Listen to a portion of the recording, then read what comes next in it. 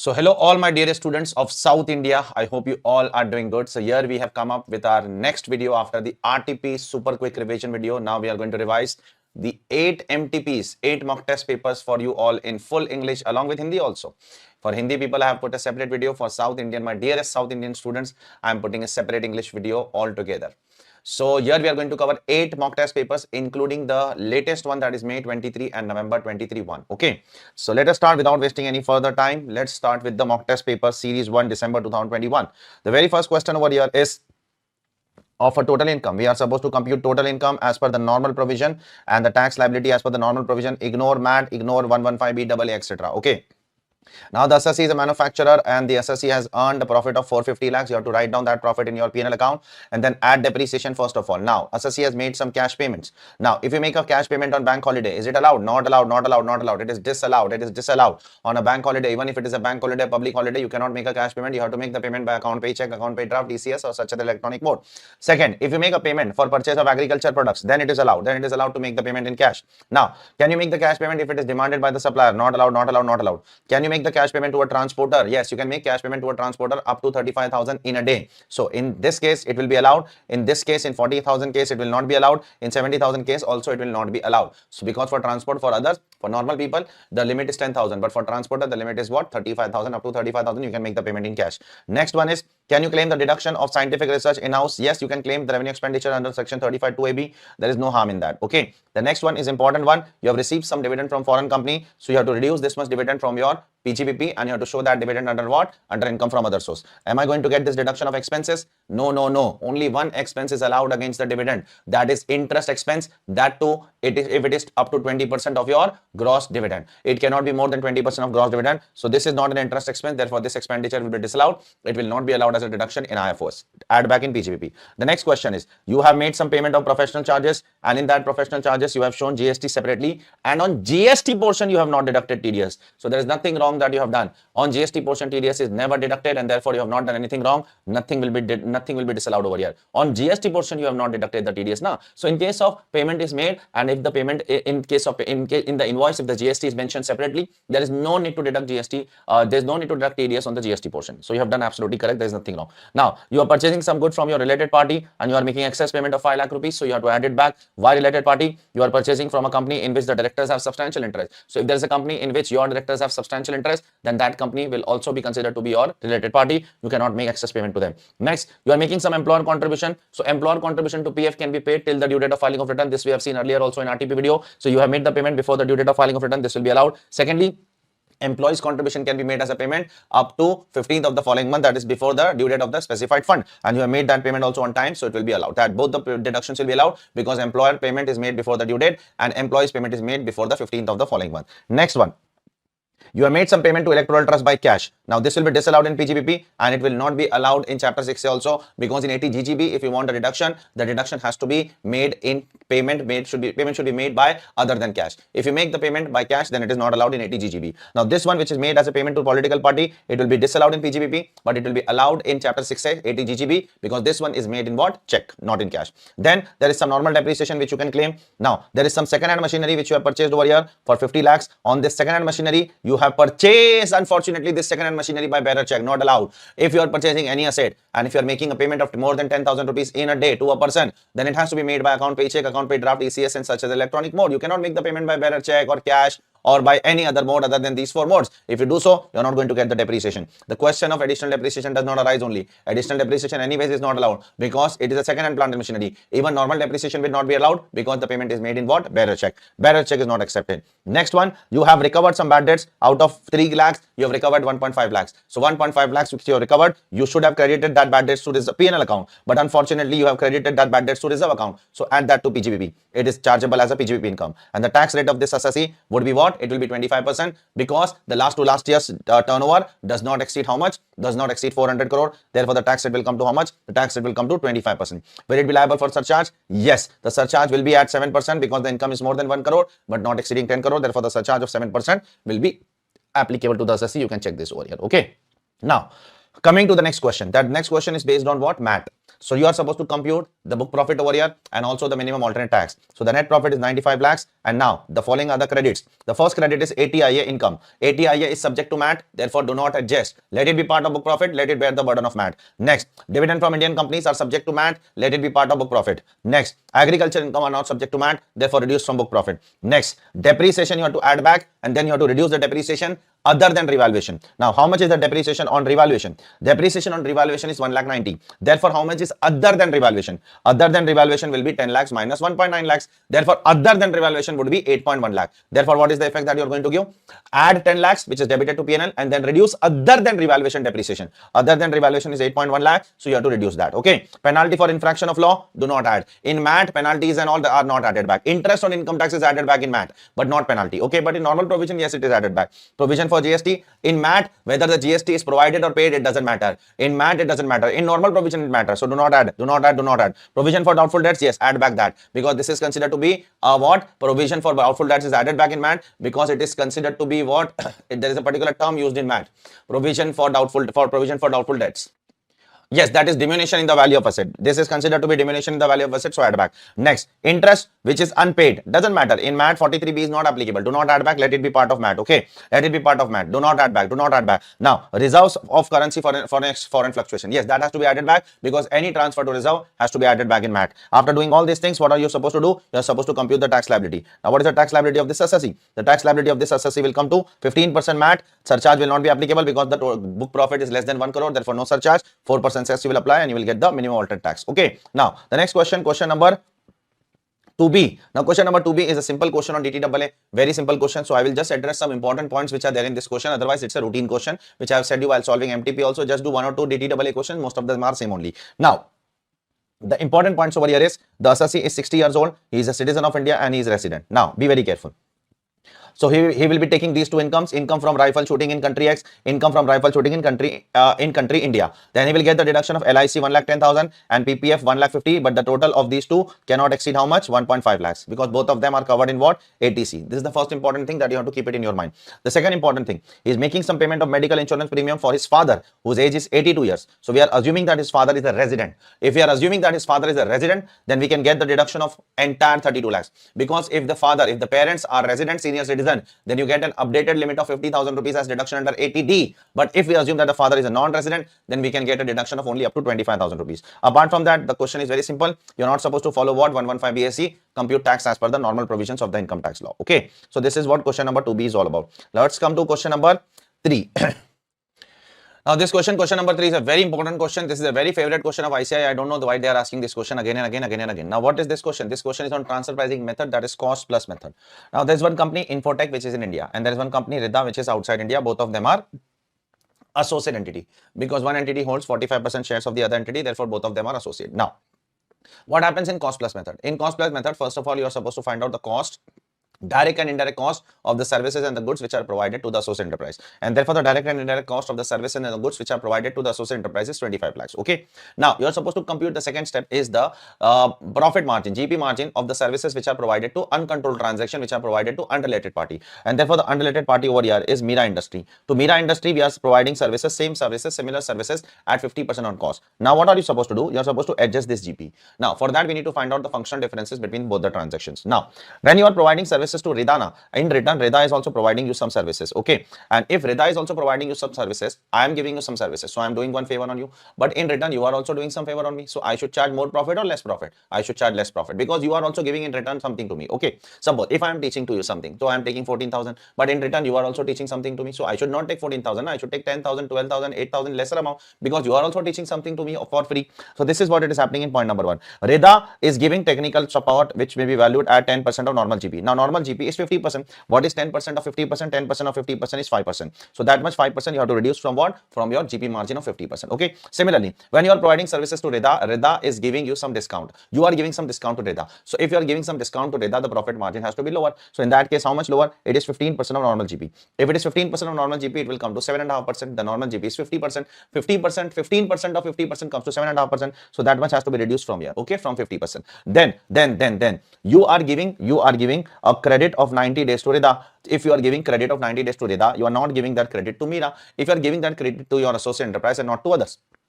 obviously you will charge more profit to your associate enterprise. So now while computing the credit, you are going to add this back. Okay, so while computing the credit, you are going to add this back. Now how much you are going to add back, that is also written over it, which is measured at 15% of now normal billing rate. Now it is not written 15% of GP, 15% of GP, 10% of GP, 5%. Now they are not writing that. Now they are writing 15% of normal billing. Normal billing is of 100%, 100 rupees. So 15% of 100 will come to how much? 100, 15%. So you have to add back 15%. So there are three adjustments that you are going to make. 5% you are going to reduce from 50, 7.5% you are going to reduce from 50, and then you are going to add 15%. Once you do that, you will get your arm's length GP as 52.5%. Once you get 52.5% as your arm's length GP, you are going to add that arm's length GP to your cost, and then you will get your arm's length price. And then you will compare with your actual transaction, and then you will see how much is the difference between the two. It's a very, very, very important question and very famous question asked by ICI again and again, time and again. Lot of time they have asked this particular question in the exam, okay, with the same adjustments. Example number 4, question number 4. We are supposed to, there are two parts in this question, and we are supposed to find out whether the tax deduction will be done or not. First one is,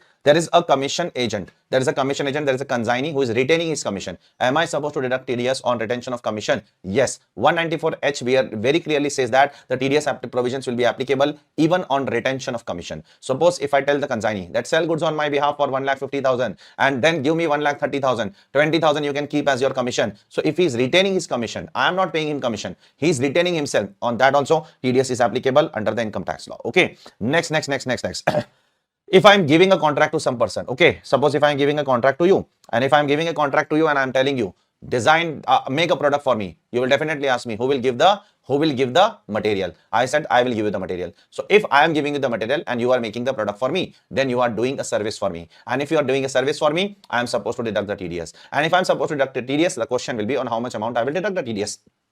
That depends upon how you raise the invoice. If you raise the invoice by giving the breakup, this much is for goods, this much is for service, then I will deduct TDS only on the service portion. But if you give me a consolidated invoice without any breakup, then I have to, under pressure, I have to deduct TDS on the entire amount. You might not like that, but I have a pressure from the government of India that you have to deduct TDS on the entire amount. Okay. So this is what this question is all about. I put an example over here. I have to give an example of a tailor who is making some, who is stitching some clothes for you, and you are giving the cloth. So he will deduct TDS. You will deduct TDS only on the stitching charges, not on the entire amount if the breakup is given. Okay. The next question is based on a transfer pricing question, which is exactly similar to question number 15 of the RTP, which we have discussed earlier. So I'm not discussing the repetitive question. I request you all to again not go through this question once again. If you have seen that question number 15 of RTP discussion, again you are not supposed to repeat this question once again. This is just a change of numbers. That's it. Exactly the question is same. You are not supposed to repeat this question once again. Next question, question number 5. Question number 5, part A is very important. I don't know why they like this particular question a lot, but they have been asking this question again and again. There are multiple questions in this. The first question is, what are the circumstances under which the AO can go for provisional attachment of the property? The provisional attachment provisions are given under section 281B. Now, what are the circumstances under which the AO can go for provisional attachment? First is when the assessment or reassessment is pending. Second one is not mentioned in the book, but you can write it down. If there is a penalty proceeding under 271 AAD, which is pending before the AO, and listen carefully, and the penalty is up to 2 crore rupees, then in that case also AO can go for what? Provisional attachment. Why he will go for provisional attachment? To protect the interest of revenue. Is he supposed to take approval from someone? Yes, he's supposed to take approval from principal commissioner, principal chief commissioner, director general. There are a lot of authorities you can go through in the solution. Next question is, also state the period for which he can attach the property. He can attach the property for a period of 6 months. Can it be extended? Yes, it can be extended for up to 2 years or within 60 days from the end of the assessment, whichever is later. Up to 2 years or within 60 days from the end of the assessment, whichever is later. Last but not least, can AO, after invoking the provision of provision attachment, can he revoke also? Can he go back? Can he take back his decision? Yes, he can take back his decision if the assessee gives a bank guarantee from a scheduled bank of an amount equivalent to what or more than what the FMV of the asset attached. So if the FMV of the asset attached is 5 crore, and if the assessee takes a bank guarantee from a scheduled bank and gives the department a bank guarantee of 5 crore or more, then the AO can revoke what? The provisional attachment. The next question is based on GAR. To explain this question, I have made one diagram over here. With the help of this diagram, I'll try to explain you this question. Now, there is one company over here, I Private Limited, which is in India. Be very careful. Now, there are multiple parties over here. There is another company, D Private Limited, in country X. There is another company, Z Private Limited, which is 100% subsidiary of D Private Limited. Now, Z Private Limited and I Private Limited has formed a JV for a particular transaction, and that JV is termed as R Private Limited. So one more company is formed in the form of a JV, which is held by I Private Limited and Z Private Limited. 49% equity is held by Z and 51% equity is held by I Private Limited. Now, what happens? This Z Private Limited is not doing any great activity, no other activity except what? Forming this JV. There is no other objective except forming this JV. Now, this Z Private Limited has allowed the D Private Limited to sell the shares on behalf of Z Private Limited. So now the actual owner in this JV is who? The actual owner in this JV is Z. But the Z has permitted D, that is the holding company, to sell the shares. Okay. Now, why they have done so? They have done all these things only because of one reason. That is to evade tax. This is an impermissible avoidance arrangement. There is the only objective of doing all those things because the DTAA between India and country X is beneficial as compared to DTAA between India and country Z. They have done all these things just to what? Just to avoid tax. And therefore, the GAR provisions will be applicable. For more detail, you have to read the entire provision because the GAR is a very technical topic whereby you need to learn the important terms over there. Tax benefit, tainted element, impermissible avoidance arrangement. We have done all these things in the class, but still, to understand that in a better manner, you have to go to the solution once if you want. Okay. But it is an important question. They have asked this question at least 2 times in the exam. Next one is a question of poem. There is a company which is incorporated in Malaysia. So it's a non-resident. Now, more than half of the board meetings are done outside India. Total 9 board meetings are done, out of which 4 are in India, 5 are out of India.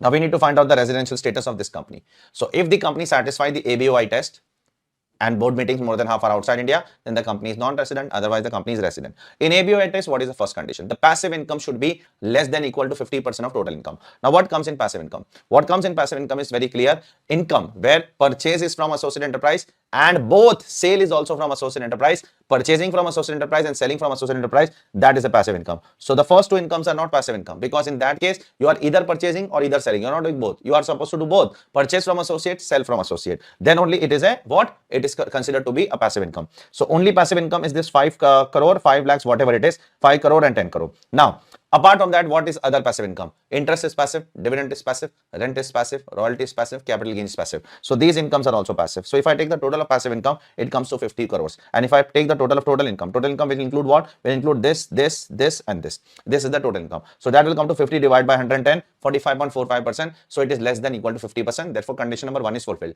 What is condition number 2? The assets in India should be less than 50% of the total assets. How much assets in India are there? These are the assets which are there in India, which I have circled. And how much assets are there total? I have to take the total of all of them to 210 divided by 610. Again, it is less than 50%. Third condition, the employees in India should be less than 50%. The employees in India are 70 and total employees are 70 plus 90, 160. Again, it is less than 50%. So this condition is also fulfilled. And last one, the payroll expenses for employees who are situated in India or resident in India should be less than 50%. Yes, that is also 8 divided by total 20. That is also less than 50%. But one thing you have to be very careful. For passive income test, you have to check 50% or less than. Both would be fine. 50% would also be fine. Less than 50% would also be fine. But for asset and employees, it has to be less than 50%. Exact 50% is not sufficient. It has to be less than 50%. Be very careful. So all the conditions are fulfilled. Therefore, the assessee is what? Non-resident, non-resident, non-resident. You can go through this question, this mock test paper once. Okay, then we'll go ahead with the next one.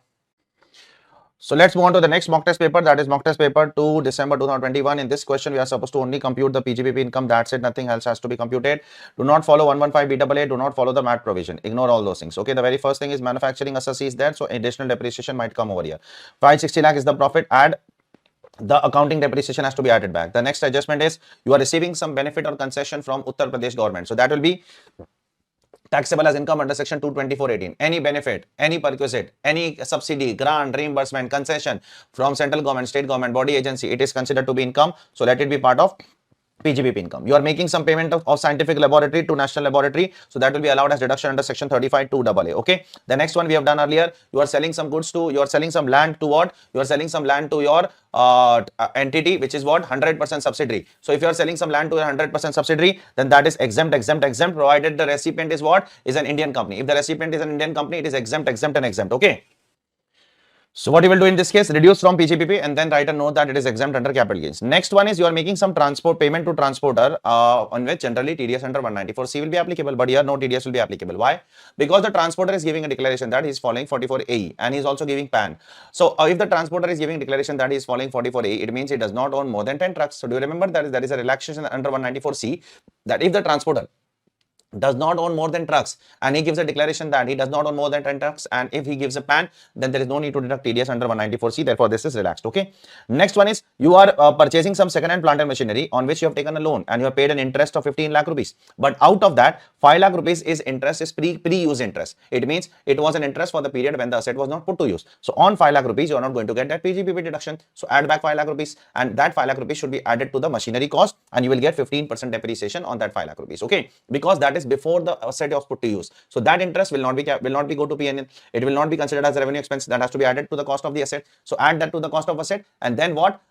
Then take depreciation and also add that to the PNL account, because you cannot get the deduction of that 5 lakh rupees. Next one is you have sold some goods to your debtors, and that debtor has become insolvent. So you have claimed the deduction of 20 lakh rupees as your bad debts, and you have written of that bad debts in the books of accounts in the statement of PNL account. So you will get that deduction under section 3617. That is allowed as a deduction. Okay. Next one, you have received some additional compensation from the state government in pursuant of an interim order. Now, do you remember that if you receive some compensation from the government because of the interim order, then that is not taxable now. That will be taxable in the year in which the final order is made. Do you remember that? That is written in section 45 subsection 5. Go and check. If you receive any amount as a compensation from the government in pursuance of an interim order of the court, that will be taxable in the year in which the final order will be passed. Therefore, this 5 lakh rupees will be reduced from the PGBP, and it will be taxable in the year in which the final order will be passed. Okay. Next, there is a non-resident.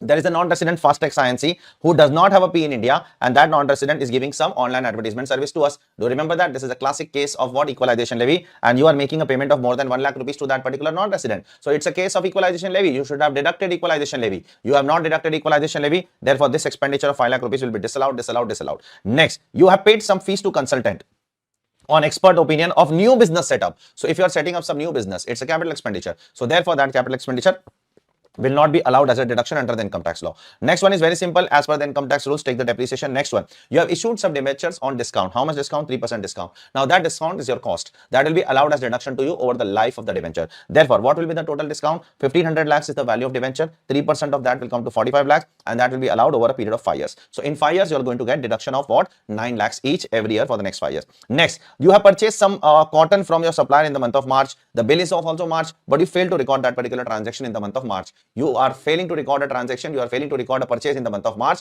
you are recording in April. That is wrong. You should record in March. So record that in March, take that deduction in the month of March itself, and take the deduction in the month of March, and you will get the deduction. Okay. And last but not least, you are purchasing some goods from cotton from your related party at 5,000 rupees, whereas in the market, the fair market value of that particular cotton is 4,600. Therefore, the differential amount, that is 400, will be subject to what? Add back under section 48(2), excess payment to relative, multiply by 1,000 bales, that will come to 4 lakh rupees. You have to add it back. Now, after that, are you supposed to compute any other tax or any other total income? No, you are only supposed to compute PGBP income. No tax, no total income, nothing has to be computed. Check it, please.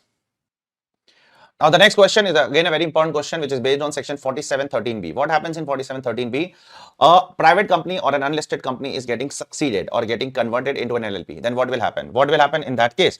It is getting succeeded on 1st of November 2022. The first thing, can I carry forward the depreciation from here to there? Yes, you can carry forward the depreciation from here to there, but later on, do not violate any condition. If you violate any condition and if you carry forward and set off the depreciation, then that depreciation will become deemed income. Okay. Next, can I carry forward and set off the brought forward losses also of the predecessor to the successor? Yes, you can do so, and here there is a great advantage that you can carry forward for another 8 years, because in the law it is written that even though the loss is of 14-15, it will be deemed that the loss is of 22-23. That is the year in which the succession is happening. You can carry forward that loss for another 8 years, and that is a great advantage. Again, here also you should not violate any conditions later on. Otherwise, whatever loss you have claimed, whatever loss you have carried forward and set off, that will become deemed income. Can you carry forward MAT credit? That is not allowed. The company, the unlisted company or the private company might have some MAT credit. Can I carry forward that also? That is not allowed under 4713B. Next one, what will happen with the WDV of the assets? Now, there are two types of assets. One is normal asset and other is 35AD asset. Remember, for 35AD asset, nobody is going to get the deduction. Neither the predecessor will get the deduction because they have already claimed 100% deduction on that, no depreciation deduction, nor the successor will get deduction on the 35AD, because it is very clearly written in explanation 13 to 43(1) that once an asset is subject to what? 35AD deduction, then the actual cost of that asset is nil, nil, nil. You will not get any deduction. Now, what about the other assets? In respect of other machineries and in respect of there is one more building, what will happen? Now, you have to think from two perspectives. What will happen with the current year depreciation? The current year depreciation will be bifurcated between the predecessor and the successor. Okay. And what about the WDV in the hands of the successor? The WDV in the hands of the successor will be very simple. The WDV in the hands of the predecessor minus the current year depreciation which the predecessor has claimed, minus the current year depreciation which you are going to compute over here with the predecessor has claimed. You will reduce that and you will get what? You will get the depreciation, you will get the WDV in the hands of the successor. Okay. Next, what will happen to the cost of land? The cost of land which is purchased by the predecessor will become the cost in the hands of the successor. Fair market value is not relevant. It is given under section 49 subsection 1. The cost to the previous owner will become the cost in the hands of the successor. Last but not least, 3 years back, they have incurred some VRS ka expenditure of 27 lakhs. Now, we all know that under section 35 DDA, VRS is allowed as deduction in 5 installments. Therefore, per installment will come to how much? Divide by 5, it will come to 5.4 lakhs. Now, the last 2 years, predecessor would have claimed. The next 2 years, successor will claim. Who will claim in the current year when the succession is happening? When the succession is happening, the law says very clearly, the entire VRS expenditure will be claimed by what? Will be claimed by the successor itself. That is the LLP itself. The successor will claim the entire VRS. That is entire 5.4 lakhs of the current year. It is not going to be bifurcated between the predecessor and successor in any ratio. Okay. So this is what the treatment of this question is all about. The next question is a very, very good question, whereby there is one company by the name called as KP Limited, which is in India, and there is one company by the name called as LM Limited, which is in NJA, notified jurisdictional area. Now remember, if any person enters into a transaction with any person located in NJA, that transaction is deemed to be international, that relationship is deemed to be a social enterprise, and you have to apply the transfer pricing provision, and you do not get the benefit of 3% also, which you get generally when you do not follow the range concept. When the number of items are less than 6, do you remember that? You take arithmetic mean and then you compare with your arm's length price with your actual price, and you see whether 3% difference is there or not. That 3% difference should also not be seen over here. Now what is happening over here? There is one entity which is in India and another entity in NJ, therefore both of them are deemed to be international transaction. So you are selling to them at 11.4 crore, whereas to others, to other unrelated party, you are selling at 12.6 crore and 13.4 crore. Okay, so that is wrong. To people who are in NJ, you are selling at lower price, and to third parties, other third parties, you are selling at higher price. But it is wrong to compare directly. There might be some functional differences between the two. To NJ, to person located in NJ, you are selling at FOB. But to person located not in NJ, the third party, you are selling at CIF. And the insurance and freight amounts to 20 lakh rupees. So you have to reduce that 20 lakh rupees from your what? From your price. Okay, from 12.6 crore and 13.4 crore, reduce that to make both the prices at par. Further, to NJ person, you provide some after sales. To third party, you provide some after sales service.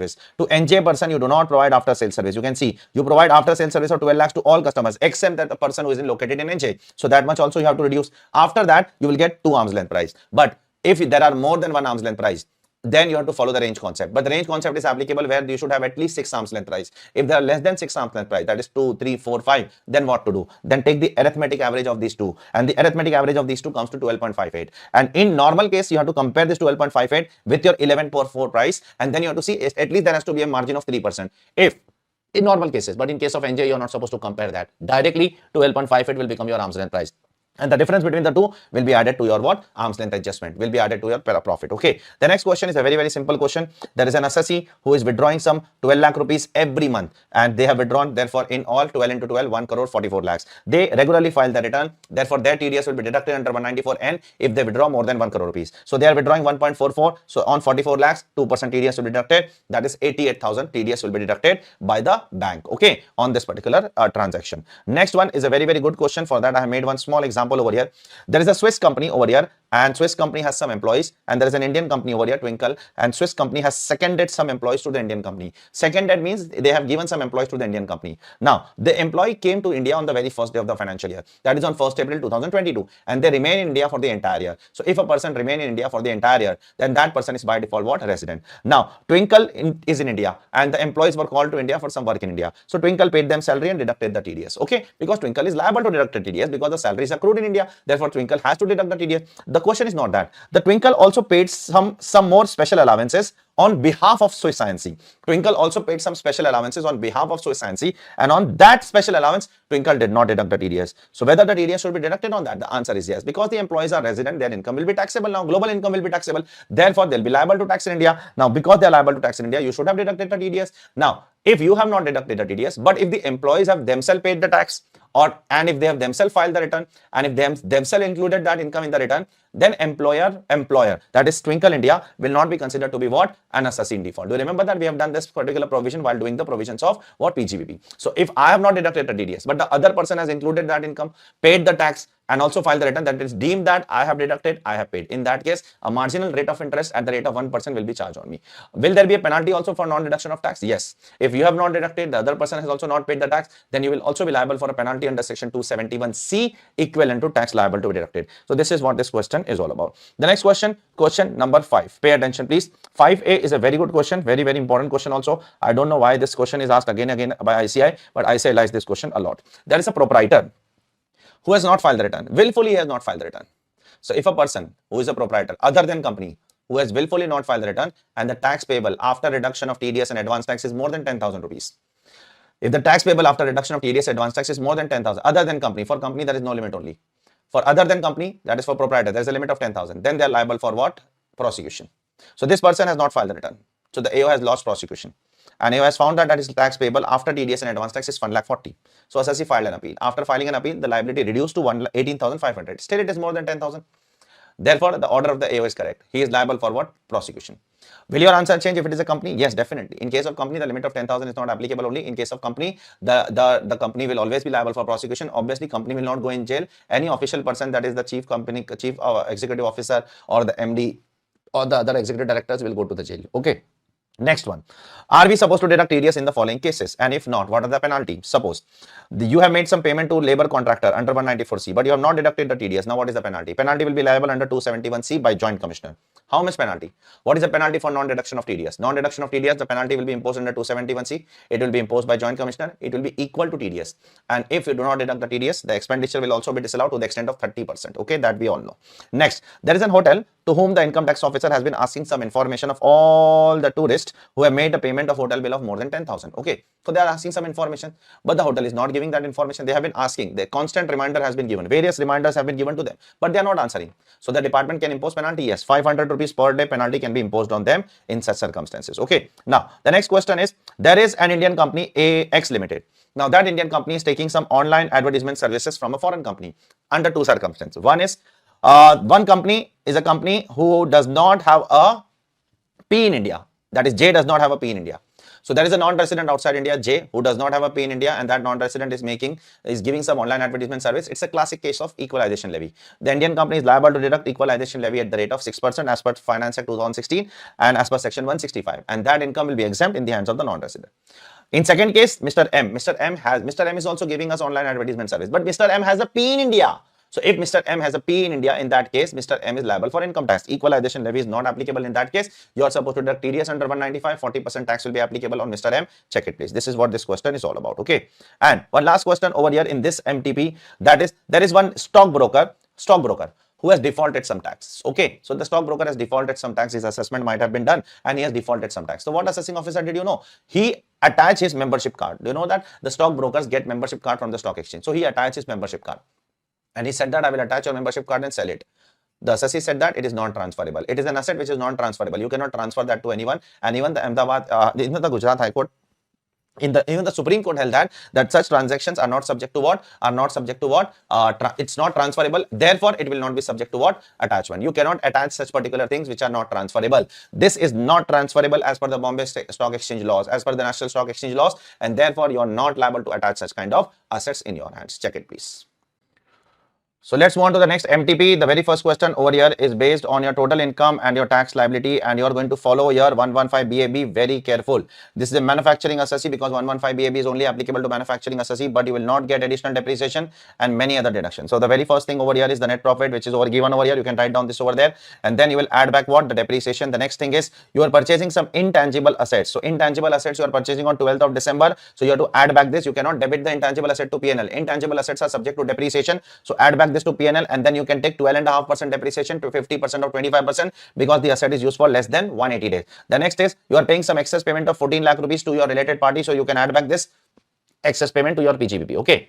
The next one is an important adjustment. From the state government, you are receiving some subsidy of 15 lakh rupees for the purpose of purchasing new plant and machinery. So if you receive any subsidy, grant or reimbursement for an asset, you have to reduce from the block of asset which is mentioned in point number C. And in point number C, you are purchasing a machinery of 75 lakhs. So you reduce what? 15 lakh rupees from this 75 lakhs and then claim depreciation. Okay. Which depreciation? Only the normal depreciation. Do not claim additional because 115 BAB assessee do not get additional depreciation benefit. Next one. If you are incurring some legal expenses for issue of bonus shares, it is allowed as deduction because bonus shares does not lead to increase in capital. The overall capital does not increase. So it is not a capital expenditure. It is revenue expenditure. You can claim the deduction. But if you incur some legal expenses for right shares, then it is not allowed because increase in right shares it leads to what? Increase in capital of the company, and therefore it is not allowed as deduction. It's a capital expenditure. I have done 9 case laws based on all these concepts with you all in PGBP. You can go and check those 9 case laws in the chapter of PGBP. Okay. Next one, you are having some short-term capital gains of 15 lakh rupees on equity shares which are listed on which securities transaction tax is paid. So this is subject to 111A. It will be subject to 15% tax. You have to reduce from PGBP, show under capital gains, and charge at special rate of 15%. Okay. Next is you are having some long-term capital gains on zero coupon bond with after taking indexation. So this will also be reduced from here. It will be showed under capital gains, and this will be subject to 20%. For zero coupon bond, long-term zero coupon bond, there are two options. Either you can take 20% with after taking indexation, or you can take 10% without taking indexation. These people are taking after indexation. Therefore, we have to take 20%. If it would have been without indexation, we would have taken 10%. Okay. Next, depreciation 36 lakhs you can claim. Next is you are buying some assets in 2021. Unlisted shares you are buying in 2021 and you are selling in 2022. So unlisted shares are short term. If they are sold within 24 months. Okay. So if they are sold up to 24 months, then it is short term. So it is sold within 24 months. Therefore, it is purchased at 12 lakhs, sold at 22 lakhs. Therefore, 10 lakhs will be capital gains. 10 lakh will be STCG. Now, this STCG will be charged at normal rate. Now, what is normal rate in 115 BAB? Normal rate in 115 BAB is 22%. The special rate in 115 BAB is 15%. So this will be taxable at what? This will be taxable at 15. This will be taxable at what? 22%. Okay. And last but not least, the company has purchased some machinery of 75 lakhs. Obviously, out of this 75 lakhs, you are anyways going to reduce 15 lakhs, which is received as a subsidy. Apart from that, you will also reduce 10 lakh rupees more, because 10 lakh rupees is paid by bearer check. You cannot purchase fixed asset by other than account pay check, account pay draft, ECS, or such an electronic board. You have to purchase by these 4 modes. You cannot purchase equity.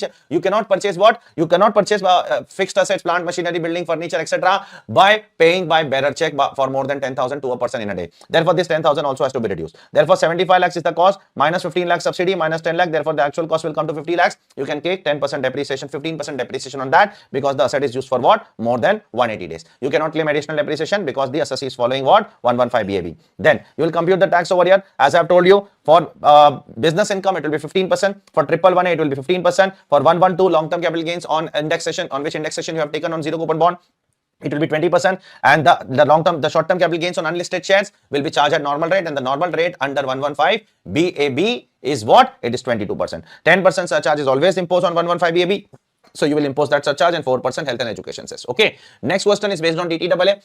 But there are some unique points over here. That is the reason I'm discussing this question to some extent with you all. The very first thing is, the very first unique point is, this assessee is following cash system. Therefore, you will only take that much income in your books of accounts, in your income tax, which is received by the assessee. This assessee is believing cash system. They are not following mercantile. Therefore, you have earned royalty of 18 lakhs, but you will take only 13.6 lakhs in your income statement, because that much is received by the assessee. You will do on receipt basis, not on accrual basis. Second thing, you will say that this assessee is earning royalty by writing articles in journal and newspaper. Will this assessee get 80 QQB? 80 QQB will not be available to this assessee. 80 QQB is not available if you write some notebooks or a school textbook or some journal or some newspapers. For those assessees, 80 QQB is not available. 80 QQB is available to those authors who write some book with respect to artistic, literature, scientific books. Those authors are eligible for 80 QQB. So this author is not eligible for 80 QQB. Very careful. Okay. Now, out of that, this assessee is also earning some rental income of 3.6 lakhs. So I'm writing that. He is also paying some municipal tax. So I'm writing that. And then 30% deduction also I'm taking. And the rest of the question is a very simple question. There are 2 important points in this question which I have addressed. One is, you are following cash system. Other, you will not get 80 QQB in respect of all these newspaper and journals and all these things. It is not allowed. You can go and check chapter 6 if you want. Okay. Now, question number 3, in this, there are multiple parts. The very first part is based on taxation of trust. Now, there is one trust who has sold some building. Now, whenever a trust transfer any capital asset and there is a capital gains, to save that capital gains, the trust can purchase another capital asset equivalent to sale consideration. If it is equivalent to sale consideration, entire amount will be exempt. If it is less than sale consideration, then the cost of new asset minus the cost of old asset will be exempt. Okay. Now, let me tell you, the trust is selling some assets for 5 lakh rupees. Now, that asset is purchased for 3.7 lakhs and it is a short-term capital asset. You can check, it is sold within 24 months and it is a building. And if a building is sold within 24 months, it is a short-term capital asset. So it is sold for 5 lakhs, it was purchased for 3.7, therefore short-term capital gains is 1.3 lakhs. Now, if they want to exempt this 1.3 lakh, they have to purchase another capital asset within another capital asset of equivalent to sale consideration. Now, they have purchase of only 4 lakhs. They have not purchase of 5 lakh. They should purchase of 5 lakh, but they have purchased only 4 lakh. Therefore, the proportionate exemption would be cost of new asset, that is 4 lakh, minus cost of old asset, that is 3.7 lakh. The differential amount will be exempt. Therefore, out of 1.3 lakhs, 30,000 will be exempt and 1 lakh will be taxable. Okay. Next question.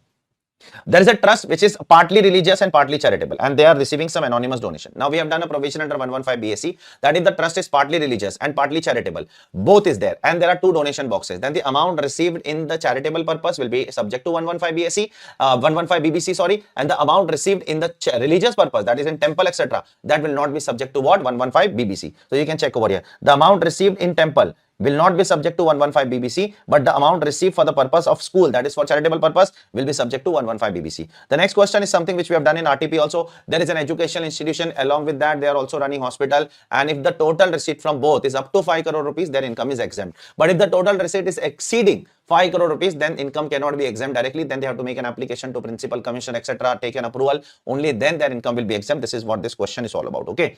The next question is a good question on transfer pricing. Be very careful. There is an Indian company, PR Limited. Be very careful. It's a good question. And there is a foreign company, SK Limited. Okay. Now both of them are deemed to be associated. How they are deemed to be associated? Let me tell you.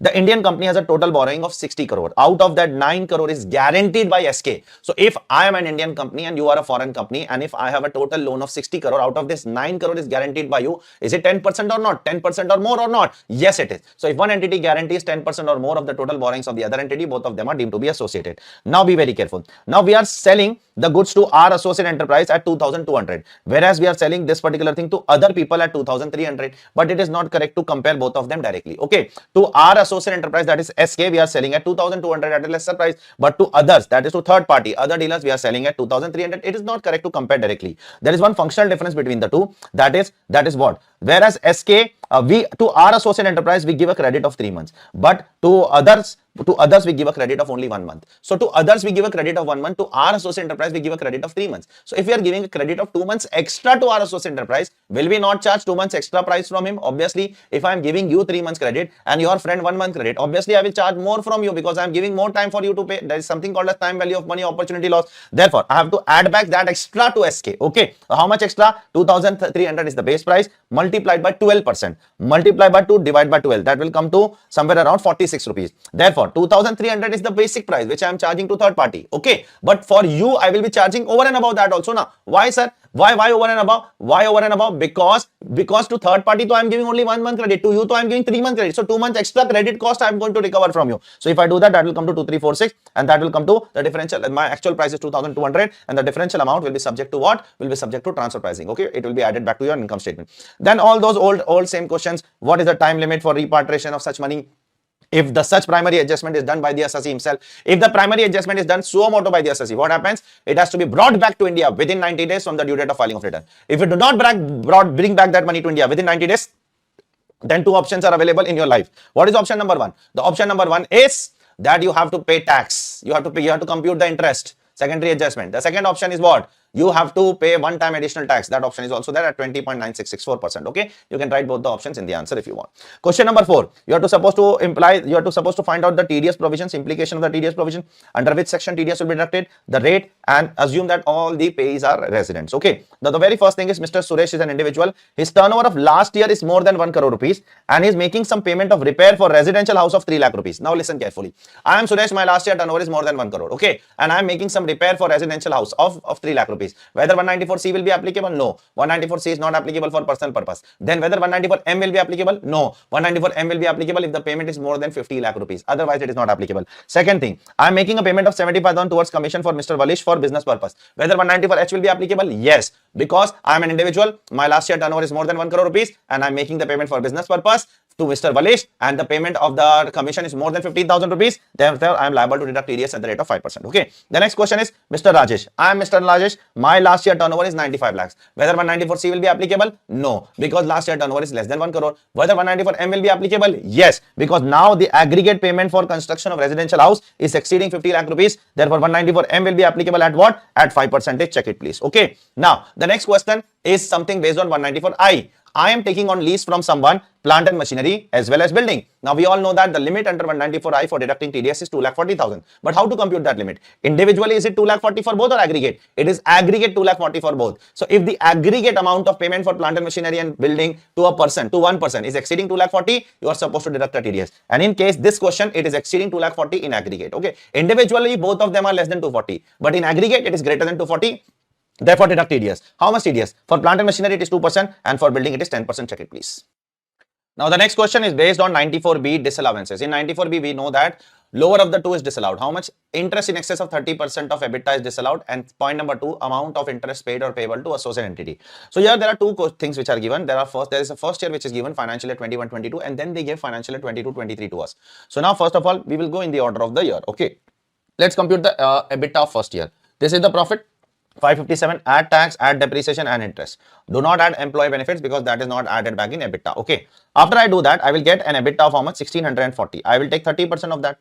30% of that will come to 492. And therefore, 492 is the 30% of EBITDA. Okay. Now, 562 is my interest minus EBITDA ka 30%. That will come to how much? That will come to 70 rupees. The actual interest paid to the associate enterprise is 562. Therefore, whichever is lower will be disallowed. Therefore, 70 lakhs will be disallowed. But do you remember that whatever amount is disallowed in 94B, it is not disallowed forever. You can carry forward that in the subsequent year and you can take the benefit of that in the subsequent year within the overall limit of 30% in the next year. Now, let me tell you how. For how many years you can carry forward? For 8 years. Okay. Now, again, you have to compute the EBITDA for the next year. EBITDA for the next year will be 403 plus tax plus depreciation plus interest. Okay. Now, the EBITDA for the next year will come to how much? 1378.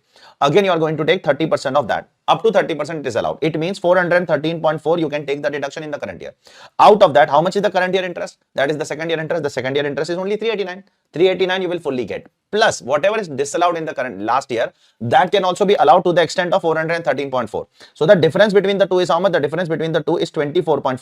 So 24.4 you can also claim for the last year. So out of 70 you can claim, because you can claim up to 30%. Up to 30% of EBITDA it is allowed. So EBITDA ka 30% comes to 413.4. So that much is allowed only. But in the current year you do not have that much interest only to absorb. You only have 389. So claim entire 389 of current year and also the balancing figure of the last year. Okay. So balance comes to 24.4. Now out of 70, if I remove 24.4, 45.6 you can carry forward for another 7 years. You can carry forward that to the subsequent 7 years and you can claim the benefit of that in the subsequent 7 years in the same manner. Okay. Now question number 5 is a very theory question. Let me explain you with the help of an example what exactly is happening over here. The Commissioner of Income Tax has something on his record, and on the basis of that record he has issued a notice to the assessee for section 263 revision. Okay. So on the basis of that record, he has sent some notice to the assessee for starting section 263 against the assessee. Okay, that's fine. After the notice was sent and the proceeding of revision was started, the survey of the assessee was done, and after the survey was done, there was something new which was found. Now the commissioner wants to send another notice and he wants to change his revisionary proceedings. Can he do so? He cannot do so. The content of the new notice is different from the content of the original notice. He cannot do so. He has to stick to the revisionary proceeding based on what he has sent in the first notice, not what he is saying, what is there in the second notice. Okay. Moral of the story, he cannot send such second notice subsequently. It was sent by one of the court earlier. Okay. Now question number 6, first question is a theory question that you can see at your end. Nothing great as such. I'm not interested in that question. I'm interested in the second question. Second question, there are two persons, one is Atharva, one is Vihan. Both of them are resident, both of them are individual, and both of them earn salary of 13 lakh rupees. And Mr. Vihan is also paying a self-occupied interest of 2,20,000, and Atharva is paying medical insurance premium of himself and spouse of 24,000. Now we are supposed to advise Vihan and Atharva both that whether they should go for the normal provision or whether they should go for the 115 BSc. Now for Vihan you are supposed to make 2 computation, for Atharva you are supposed to make 2 computation. But I'll tell you what will be allowed to whom. If you go for normal provision, you will get the deduction of this 2.2 lakhs, not entire 2.2 lakhs, you will get 2 lakhs because self-occupied property is allowed to the extent of 2 lakhs. Okay. And in 115 BSc, you are not going to get this 2 lakhs. Okay. If you go for 115 BSc. Now, if you go for normal provision, you will get the deduction of 80D also mediclaim, but in 115 BSc, you are not going to get the deduction of 80D also. If normal provision, you will get the deduction of 50,000 standard deduction for both of them under salary. Okay. So 13 lakhs minus 50,000, but in 115 BSc, you're not going to get. Apart from that, nothing great is there. You can check the question. It's a very simple. Now the tax rate you would definitely remember here. What is the tax rate for 115 BSc and what is the tax rate for normal provision? You need to remember that particular tax rate. Okay. So you have to make 4 calculations for Atharva, for Vihan, for Atharva 2 calculation, for Vihan 2 calculation. I told you which deduction will be allowed. I told you which deduction will not be allowed. Okay.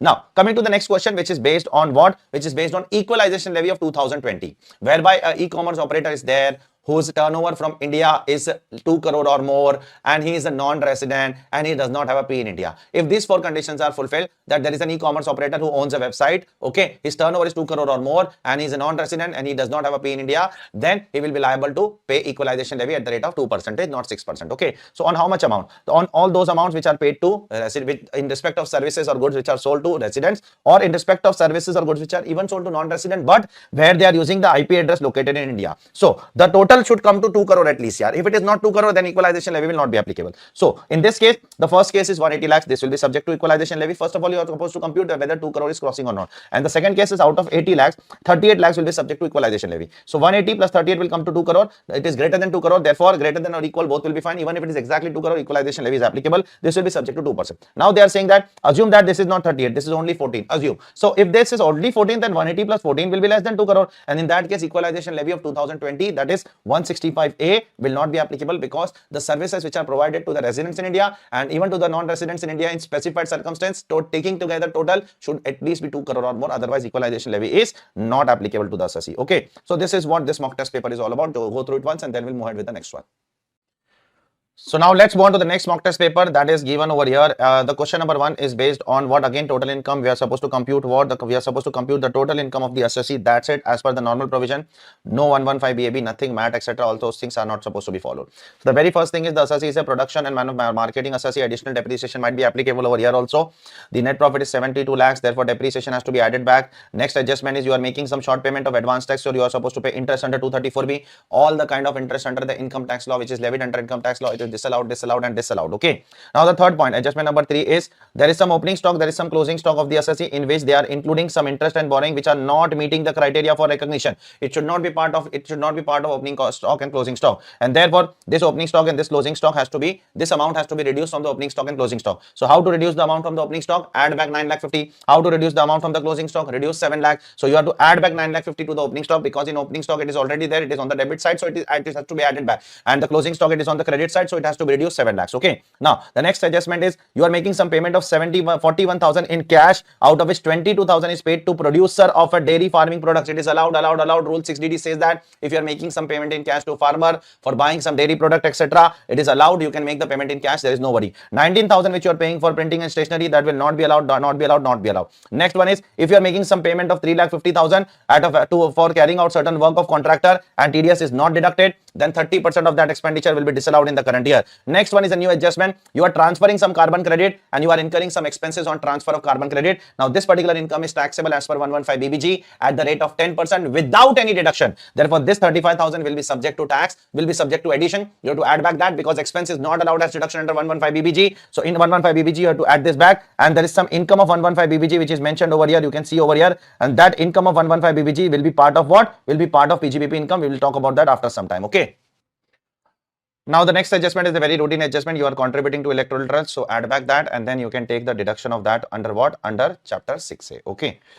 As you are making the payment by check, so you can get the deduction. Next is you are making some payment to advertising in a brochure of a political party, that will also be added back in PGBP, and then you can claim that deduction under chapter 6 under 80 GGB. Okay. Next, you have taken some loan from cooperative bank and interest on that loan is not paid. Therefore, that will be disallowed under section 43B. Okay. Next, you are making some contribution to pension scheme of employees. So, can I get the deduction? The employer can get the deduction of contribution to pension scheme. Yes, but up to 10% of salary. What do I mean by salary? Salary over here means basic salary plus DA in terms. So what is the basic salary and DA in terms? It is given in the last line. The basic salary and DA in terms is how much? It is 10 lakhs. But you are contributing 1,50,000. How much is allowed under section 36 subsection 1 clause 4A? It is allowed to the extent of 10% of salary. It means it will be allowed to the extent of 1 lakh. Therefore, 50,000 will be disallowed. Okay. Next, you are receiving some unrealized rent of 2020-21 and 21-22. So unrealized rent will be taxable in the current year. And against that unrealized rent, you can also claim 30% standard deduction. So first reduce from PGBP and then show under income from house property. Next, dividend is a very simple adjustment. Reduce from PGBP, show under IFRS. Next is an important adjustment. You are importing some machinery for 95 lakh rupees. And while making the payment, you are having a foreign currency profit, currency exchange profit. So if you are importing some asset and if there is a loss on payment of that particular machinery, then that loss is added back to the cost of asset. So if there is a gain, that has to be reduced from the cost of asset. So 95 lakhs minus what? Minus 3 lakhs will be reduced from here as per section 43A, and that will come to 92 lakhs. On that you will claim 50% depreciation because it is used for less than 180 days, 15 December 2022. So therefore you will claim 7.5% normal depreciation and 10% additional depreciation also, because the assessee is engaged in what? Production and marketing. Okay. Next one, you are earning some deposit from bank. How much? You are earning some interest on FD. 1,35,000 is your net income. So you have to gross that up. So reduce from PGBP 1,35,000 and then under IFOs you have to show that by grossing up, and that will come to 1,50,000 rupees. Okay. Next is 28 lakh rupees depreciation is there that you can claim. Next is you have claimed some deduction in the last year on accrual basis, but in the current year you are making the payment in cash more than 10,000. So that will be added back as deemed income of the current year. Do you remember there is a separate provision for that under section 48(3)(a) that if expenditure is claimed in the current year in the form of accrual basis, and in the next year if it is paid in the form of cash in excess of 10,000 rupees, it will be deemed income of the next year. Next one is also a very good adjustment. In 21-22 you have paid some audit fees of 75,000 and you have not deducted TDS in the last year. You have not deducted TDS in the last year. Therefore, in 21-22, 30% of this 75,000 would have been disallowed. But in the current year, you are making the payment. So, should you get the deduction of that 30% in the current year? Yes, this 30% deduction would be allowed to you in the current year. In the last year, this would have been disallowed because TDS was not deducted and not paid. In the current year, you have paid the TDS, so you can claim the deduction. Okay. Next one is, as I've told you, the carbon income will be shown under what? PGBP, and it is included in the net profit. It is written. So, let's assume that it's a PGBP income. You can assume either PGBP or IFOs, both would be fine. So, we are assuming it to be PGBP because it is already a part of net profit. I'm not writing anything. Okay. After doing all these things, you will get your total income. That's it. The question is over. Okay. Now, let's move on to the next question. They are not asking us to compute any kind of tax or nothing. All those things are not asked in this question. Now, question number 2. Question number 2 is on partnership firm. Always remember, whenever there is a question on partnership firm or LLP, always you have to compute book profit first. Why? So that you can compute remuneration. Why? Because you need to find out the actual remuneration allowed. It is not the actual which you pay. It is actual subject to the maximum remuneration which is covered in 40B. And then you can compute the total income and tax. In this question, tax is not asked. So just compute the total income. Tax is not asked in this question. So let's start with the book profit. While computing the book profit, what is book profit? Book profit is nothing but PGBP. Whatever is PGBP, that is book profit. That's it. You have to give all the effect of PGBP and then add back the remuneration which is debited to PNL. Whatever remuneration is debited to PNL, you have to add that back. You will get the book profit. Okay. Now, the very first thing over here is you are making a payment of interest on capital at the rate of 13%. 13% not allowed. Only 12% allowed as per 40B. Therefore, 1% you have to disallow. How will you compute 1%? It will be 7,15,000. Is the total interest multiplied by 1 divided by 13. You will get 1%. Add back that. Okay. Then the firm has taken loan from one of the partners. So if the firm is taking loan from partners, that also should be disallowed. How much will be disallowed? You are paying 15%, so 3% will be disallowed. How will you compute 3%? Total interest is 90,000 multiplied by 12 divided by 15. That will be the allowed portion. And how much will be the disallowed? Multiplied by 3 divided by 15. You will get what? You will get the disallowed portion. So you can reduce, you can add back that much interest. Okay. Next, you are earning some interest from bank FD of 35,000. Now this is the gross amount. It is not a net amount, unlike the previous question. So you have to reduce this from PGBP and show under IFOs. It is as simple as that. Then add the depreciation as per books of accounts. It is as simple as that. Now the next question is very important. Next point is very important. You have purchased some building in 2019 having a WDV today. Today the WDV of the building is 36.45. Now you are selling that building in the current year for 90 lakhs. Okay, this is the building is a part of block of asset. So if you transfer a block of asset, always remember that the asset, the gain is always short term. So there will be a short term capital gains of 53.55 lakh. Now, can I claim exemption under 54EC against that 53.55? Yes, you can claim the exemption against this particular thing. So you can see this. You have made an investment of 60 lakh rupees in NHAI bonds over here within 6 months from the date of transfer.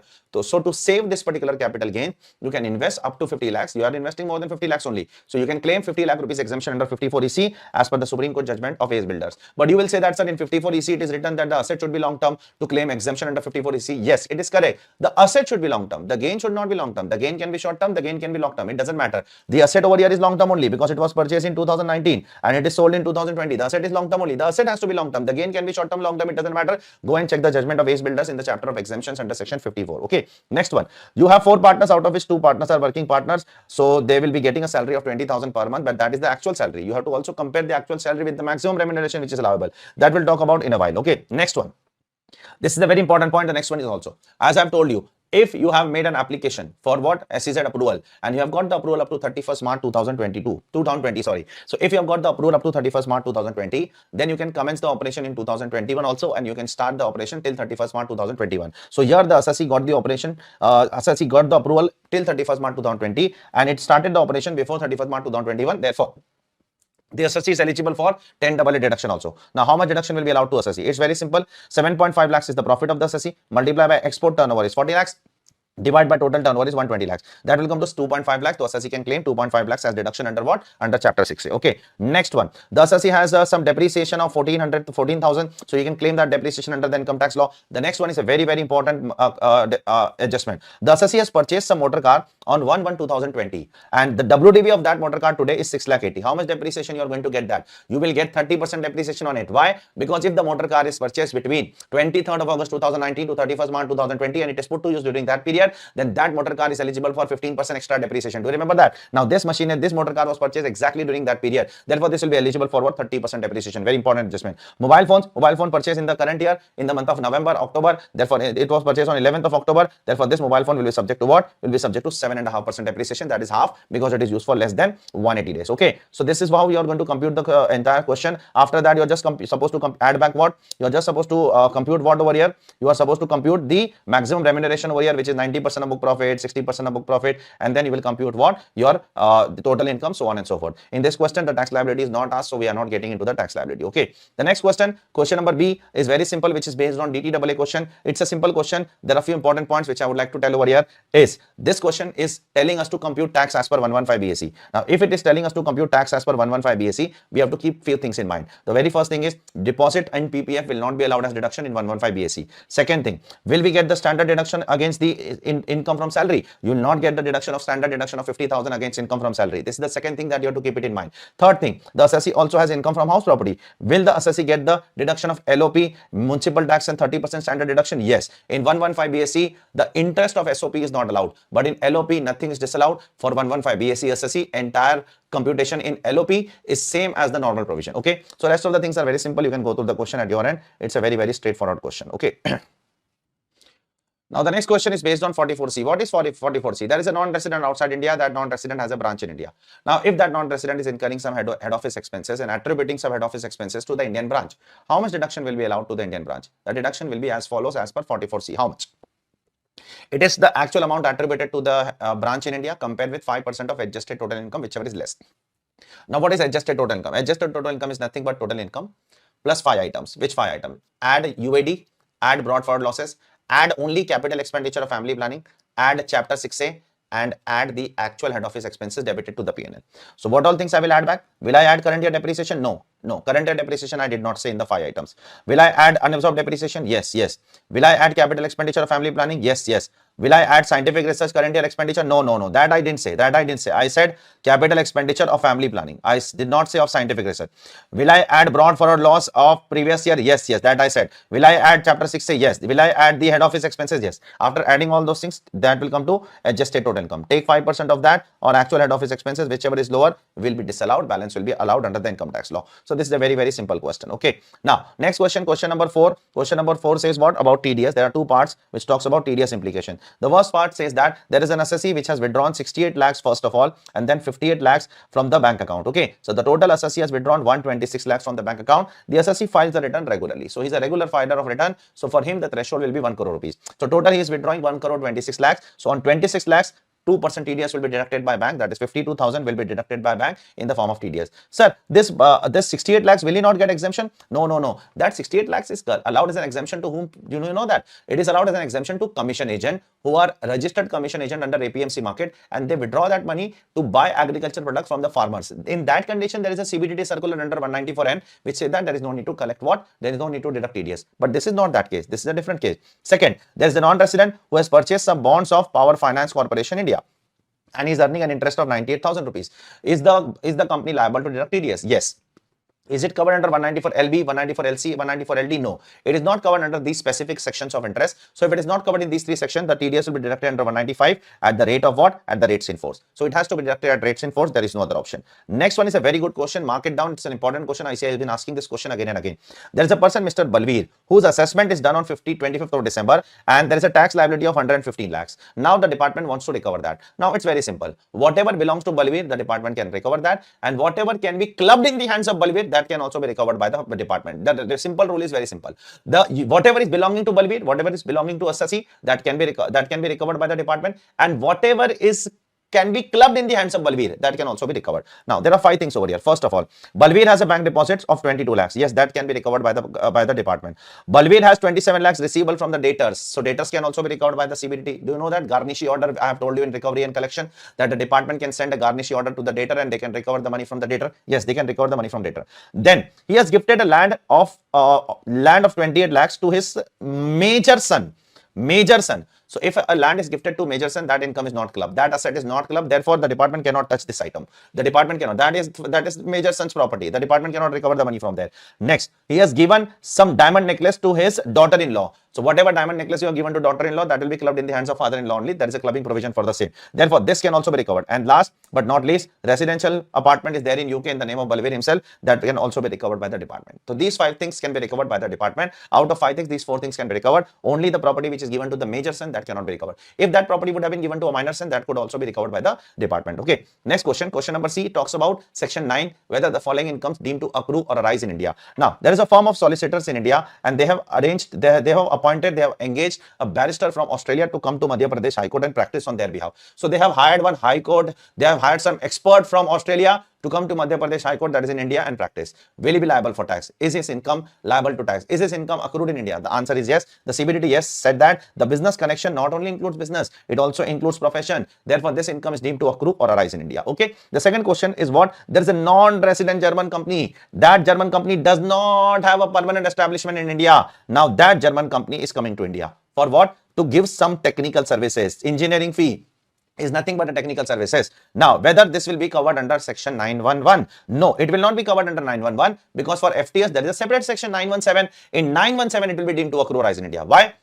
Because the services are utilized in India and for the purpose of interest, royalty and FTS, do remember that there is no need to have any permanent establishment or business connection or place of business or any residence. You can tax interest, royalty and FTS only on the basis of what? It should be utilized in India. If it is utilized in India, these incomes are chargeable to tax in India. And next one, last one we have done earlier also, that there is a foreign company who is giving us some technical services and in return, we are giving them what? Not money, but debentures. Will it be liable for tax? Definitely. Because the technical services are utilized in India, it is accrued in India. Now, if I make the payment in cash or if I make the payment in kind, it doesn't matter. I am making the payment in kind in the form of debentures. So that debentures which he is earning from India will be liable to tax. Now, on that debentures, he will also earn what? Some 8% interest. Will that interest also be liable to tax in India? The answer is yes, yes, yes. That interest will also be what? Liable to tax in India. Okay. Now, let's come to the next question, question number 5. This question number 5 has 3 parts, A, B, C. And the third part over here is something which we have already done. It's a question which is exactly similar to what we have done in today's MTP only. You can go and check before. It's a very good question. We have done this, but similar question earlier also. So, I'm not interested in this question.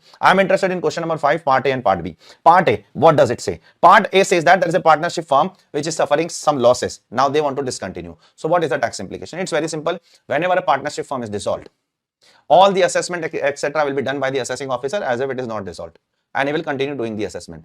And at the time of dissolution, whomsoever is the partner is liable for all the liabilities of the firm, along with all the tax liabilities, penalties, prosecution, everything they are liable. All the partners who are partners at the time of dissolution are personally liable along with the firm, are jointly and severally liable along with the firm as per section 189. Okay, this is what this question wants to say. Now, last question over here in this mock test, because the next question I'm not going to do, it is exactly copy paste. Something which you have done just some time before. Now, there is one company, Sun Limited, who has purchased a new plant and machinery of 12 lakh rupees on 1st April 2022. Now, they have not taken additional depreciation so far, okay, in respect of this machinery, okay. Now, they have not opted for any concessional rate. We are supposed to find out what is the most beneficial tax liability for them. So, just compute 2 things. One, compute tax as per normal provision. One, compute tax as per 115BAA. And then see where the tax liability is coming lesser. Okay. The turnover of this company for last year is 338 crore. Therefore, the normal tax liability will be only 25%. Okay. Surcharge will be dependent upon. So, under the regular provision, what will happen? Under the regular provision, this is the total income. Under 115BAA, this is the total income. Under regular provision, you will get additional depreciation of 20% on 12 lakhs. Normal depreciation you have already claimed, because the question says that you have not claimed additional depreciation. Apart from that, you have claimed everything. Okay. Normal depreciation is claimed. So, here you will get additional depreciation. You are not going to get additional depreciation. So, this is the benefit over here and this is the disadvantage over here. Now, what is the disadvantage over here? The disadvantage over here is 25% tax rate, but in 115BAA it is 22%. Now, the advantage over here is there is no surcharge over here, but there is a 10% always surcharge in 115BAA. So, you have to compute the tax liability, that's it. In the normal provision, the tax liability is coming lower. In the 115BAA, it is coming more. Therefore, it is better to go for what? Therefore, it is better to go for what? The normal provision rather than 115BAA. 115BAA is of no use. Check it, please. So let's go ahead with the next MTP, that is MTP Series 1, November 2022. So first question is on computation of total income, and we are supposed to compute total income and tax liability as per 115 BAA. So be very careful about it. Okay, we are supposed to compute as per BAA. Okay, so now we are supposed to compute as per BAA the total income and the tax liability, as you can see over here. So accordingly, you have to give the effect of every adjustment over here. Okay, the first thing is 85 lakhs is your net profit, so that's all fine. You have taken some loan from financial institution, but you have not paid the interest on time. You have not paid the interest before the due date of filing of return. Therefore, this interest will be disallowed. Okay, this interest will be disallowed under the income tax law. Next is you have taken some services for some non-resident, and you have paid some fees for technical services without deduction of TDS. That is also paid later on. The TDS is deducted and paid later on. So 100% of this expenditure will also be disallowed under the income tax law. Next is you are doing some construction work for the government, and you have not done the work properly. So you are making some payment of damages for the work done. So if you are making some payment for damages for the work done, then that is considered to be a compensatory penalty, and that is allowed under the income tax law. Then the depreciation will be added back. Next one is mark to market loss of 6 lakhs is there. Mark to market loss is allowed if it is as per ICDS, as per section 36 subsection 1 clause 18. If it is not as per ICDS, then it is not allowed. We are assuming that this is not as per ICDS because it is not mentioned over here that it is as per ICDS. Therefore, we are disallowing this mark to market loss. Next one is a very important adjustment. You are selling some land to your wholly owned subsidiary, but that wholly owned subsidiary, on that you are earning a profit of 10 lakh rupees. But that wholly owned subsidiary is not an Indian company. And if the other company is not an Indian company, then you are not eligible to get the exemption under section 47. The exemption under section 47 is only available if the other company, that is the transferee, is an Indian company. If the transfer is not an Indian company, then the benefit is not available. Therefore, this 10 lakh rupees will be taxable. So what are you going to do with this? You are going to remove this from PGBP and show under capital gains. But how will I show under capital gains? To show under capital gains, I want sale consideration. We will find out sale consideration. You can come to this adjustment below in the other information. The cost of the land is 30 lakhs and the profit is 10 lakh. Therefore, the sale consideration will come to how much? The sale consideration will come to how much? 40 lakhs. 40 lakhs will become sale consideration. Now, this land was purchased in 2015. You are selling in 2022-23. Therefore, it is sold after 24 months. Therefore, this land is long term. So you are supposed to also take the indexation. How will you take the indexation? The indexation will be taken as 30 lakh is the cost, and then you will compare that with what? 21-22 indexation 317 divided by 254. Now one more thing, the sale consideration is 40 lakhs, but your stamp duty value is 50 lakhs. Is the difference between the two more than 110%? The answer is yes. If the difference between the two is more than 110%, then the sale consideration will not be 40 lakhs, it will be 50 lakh rupees. Be very careful. Okay, so it's a very intelligent adjustment. You are supposed to understand this and you have to mark this. You have to see this before the examination. Next one is you are having some retention money. Retention money, you are into construction business, so you are taking some retention money. So retention money is taxable today itself as per the ICDS. So if you are taking some retention money is taxable today only. Therefore, let it be part of PGBP. Okay, this is also a new adjustment. Next one is also a new adjustment. You have put some money in your FD. Out of that, interest is earned. Generally, if you earn some interest from FD, it is chargeable under IFRS, income from other source. But here, the FD is not for investment purpose. The FD is to give guarantee to the government to obtain a particular contract. So if you give a guarantee to the government to obtain a particular contract for your business, then this interest is inextricably linked with the activity of business. Therefore, this interest will be chargeable under PGBP. It will not be chargeable under what? IFRS. Be very careful. It's a very good question. All the adjustments are absolutely new over here. Next one is you have made some investment in real estate investment trust, that is business trust, and business trust has earned 10 lakh rupees and it has given you 10 lakh rupees. Okay. Now that 10 lakh rupees has a breakup of 6 lakhs and 4 lakh, out of which 6 lakh rupees is short-term capital gains which is earned by business trust. So on short-term capital gains, business trust itself pays tax. You do not pay tax. Investor do not pay tax. Business trust will pay tax at MMR, that is 42.744%. So on short-term capital gains, the business trust will pay tax at 42.744. The investor will not pay the tax. But what about the rental income? The rental income which is earned by the business trust will be chargeable in the hands of the investor, and it will be chargeable under PGBP. Why? Because the rental income in the hands of the business trust is its business. So whatever is the nature of the income in the hands of the business trust, that same nature should be there in the hands of the investor also. So if that rental income is business income in the hands of investment fund, in the hands of REIT, then in the hands of investor also it should be in the form of what? In the form of business income only. It should not be chargeable under the head income from house property. Be very careful. Next one is you have to claim depreciation of 25 lakhs. You can claim that. And the last one over here is 80 JJAA deduction is available for 115 BAA SSE. But for the first category, it will be available. So 15 employees, 24,000 into 12 months because they are employed for entire year. The second category will not be available because the emoluments is more than 25,000. The third category will not be available because the casual employees do not participate in the recognized provident fund. To claim 80 JJAA, the employees should participate in recognized provident fund. Otherwise, they will not be eligible for 80 JJAA. Last employee will also not get because they are employed for less than 240 days. So only the first category of employee will be getting the benefit. After doing all those things, you will compute your income. There are two heads of income over here. One is ATJJ, one is manufacture, one is your business income, which will be taxable at 22% under 115BAA, and another is long-term capital gains on transfer of land, which will be taxable at 20%. 10% surcharge is always applicable, as you all know, in 115BAA. Then you apply the cess of 4%. Okay. Next question, let's talk about that. Next question is about what? Is about deemed dividend. There is an MD over here who is holding 72% shares in the private company. A private company is considered to be a closely held company. So if a shareholder is holding 10% or more of the voting power in a closely held company, and if the company gives loan to the shareholder, then it is deemed to be dividend. But the deemed dividend cannot be more than what? More than the accumulated reserve. So here the loan is 5.5 lakhs and the accumulated reserve is much more than that, 8 lakhs. Therefore, deemed dividend will be 5 lakh rupees in the hands of the MD, that is the shareholder. It doesn't matter whether that loan is subsequently given to some other person. It doesn't matter. All those things doesn't matter under the income tax law.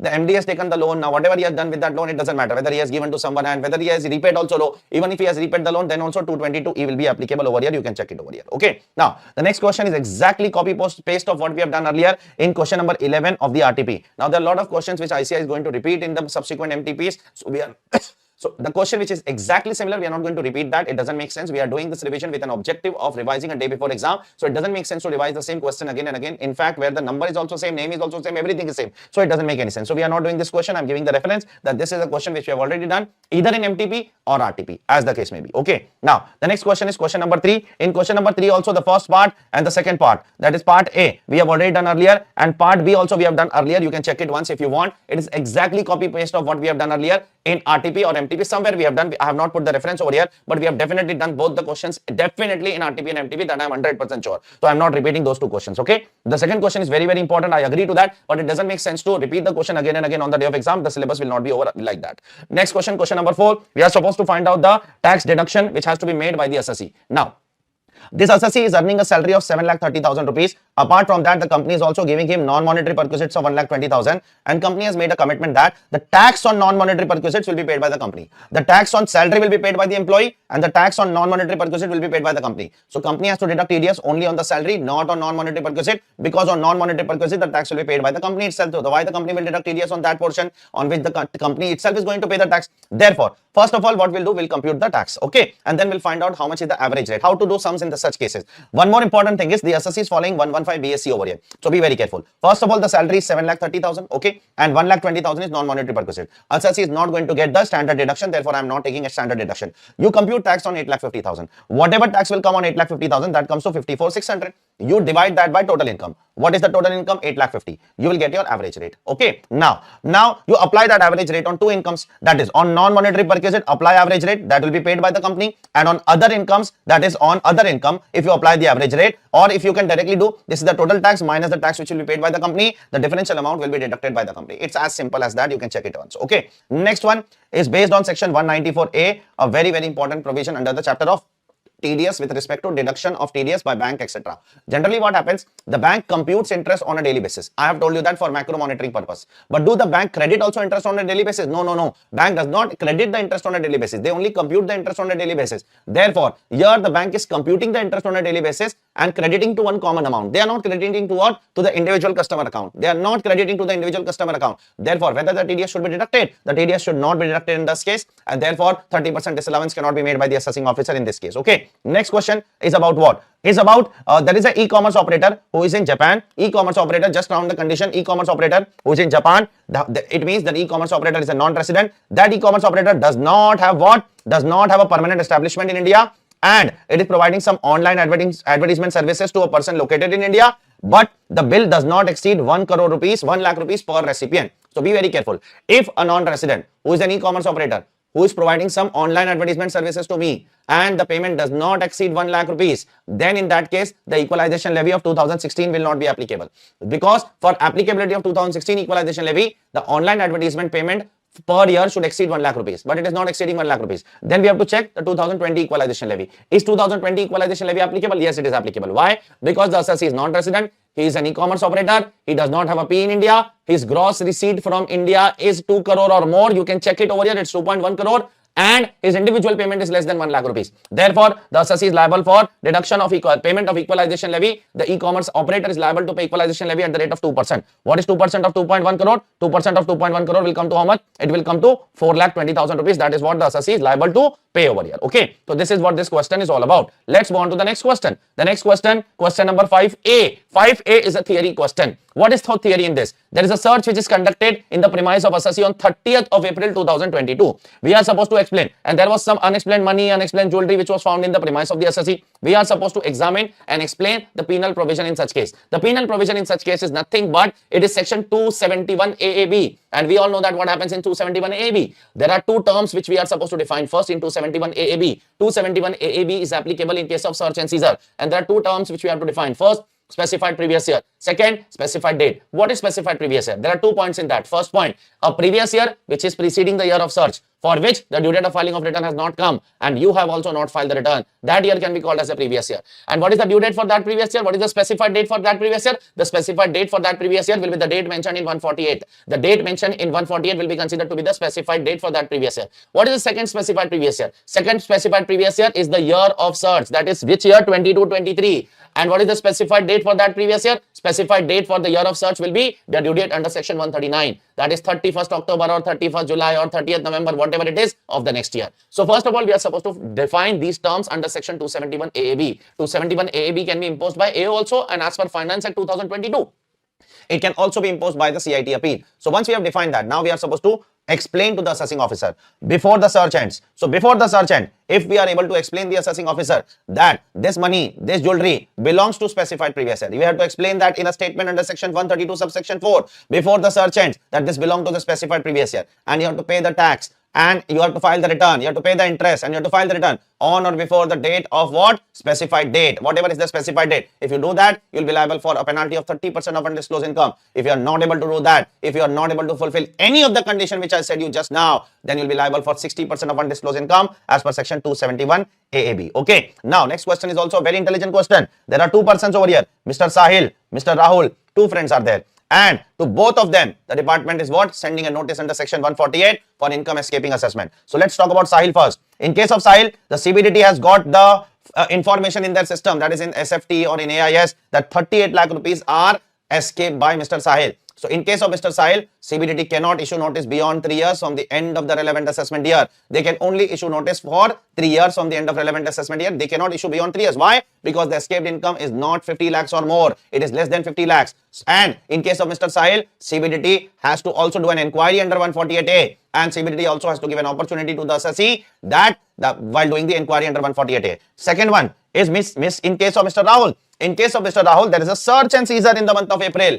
In case of Mr. Rahul also, CBDT cannot issue notice beyond 3 years, because beyond 3 years, if you want to issue notice, you have to prove that the income escaped is 50 lakhs or more, and it is represented in the form of asset, in the form of expenditure, and in the form of entries in the books of accounts. You have to explain that, otherwise it cannot be issued beyond 3 years. But in case of Rahul, there are some relaxations given to the government and some strictness is there for Rahul. That in case of Rahul, there is no need to do any inquiry under 148A. Because a search and seizure case, if a search and seizure is happening on or after 1st April 2021, it is considered to be a deemed escapement. And therefore, in case of Rahul, there is no need to issue what? Any inquiry notice under 148. 148A. 148 is necessary, but inquiry is not required. Neither opportunity of being heard should be given to the assessee. It is not required in case of Rahul. Okay. Now, the next question. Question number 6. The first one is a theory question. I am not interested. And the second question is same as the MTP question, where I have also made a complete diagram for you all. You can check it over there of GAR. This question is on GAR, where I have made a complete diagram for you all. Don't worry about it. We have done it earlier. Okay. Now, we'll come to the part C of this particular question, which is a very good question.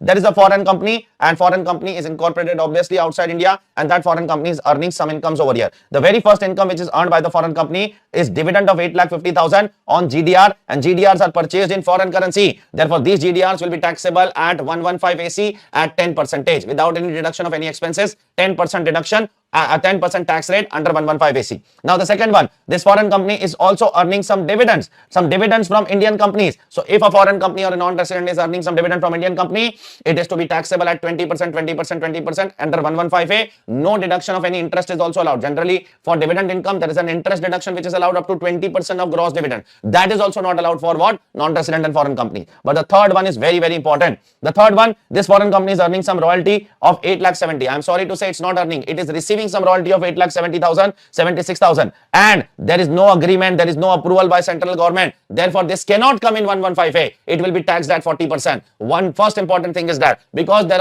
agreement is not approved by central government, it cannot be taxed under 115A. It will be taxed at 40% normal rate. The second important thing over here between this and the previous 2 points, in the previous 2 points, the income was earned. It means that was their income. But in this point, the income is not earned. It is received. 8,76,000 is received in the bank account. Therefore, this is not the income. You have to gross it up. How will you gross it up? The tax rate is 40% plus 4% says 41.6%. Therefore, what will be received in your bank account is 100 minus 41.6. That is 58.4. And therefore, you have to divide 8,76,000 by 58.4%. Then you will get the gross income. And on that, you will apply 41.6%. I hope you understood this point. Next one, business income will be subject to 40% tax, 4% cess. And the last one is also something which we have done earlier, that non-resident is giving us some technical services, and now there is an agreement, and that agreement is also approved by central government. So now it is a case of 115A. Therefore, that non-resident is giving some services to us, and we are giving them what? Not money, we are giving them debenture. Therefore, this debenture of 32 lakhs will be taxed under what? Under 115A. It is a consideration for giving technical services.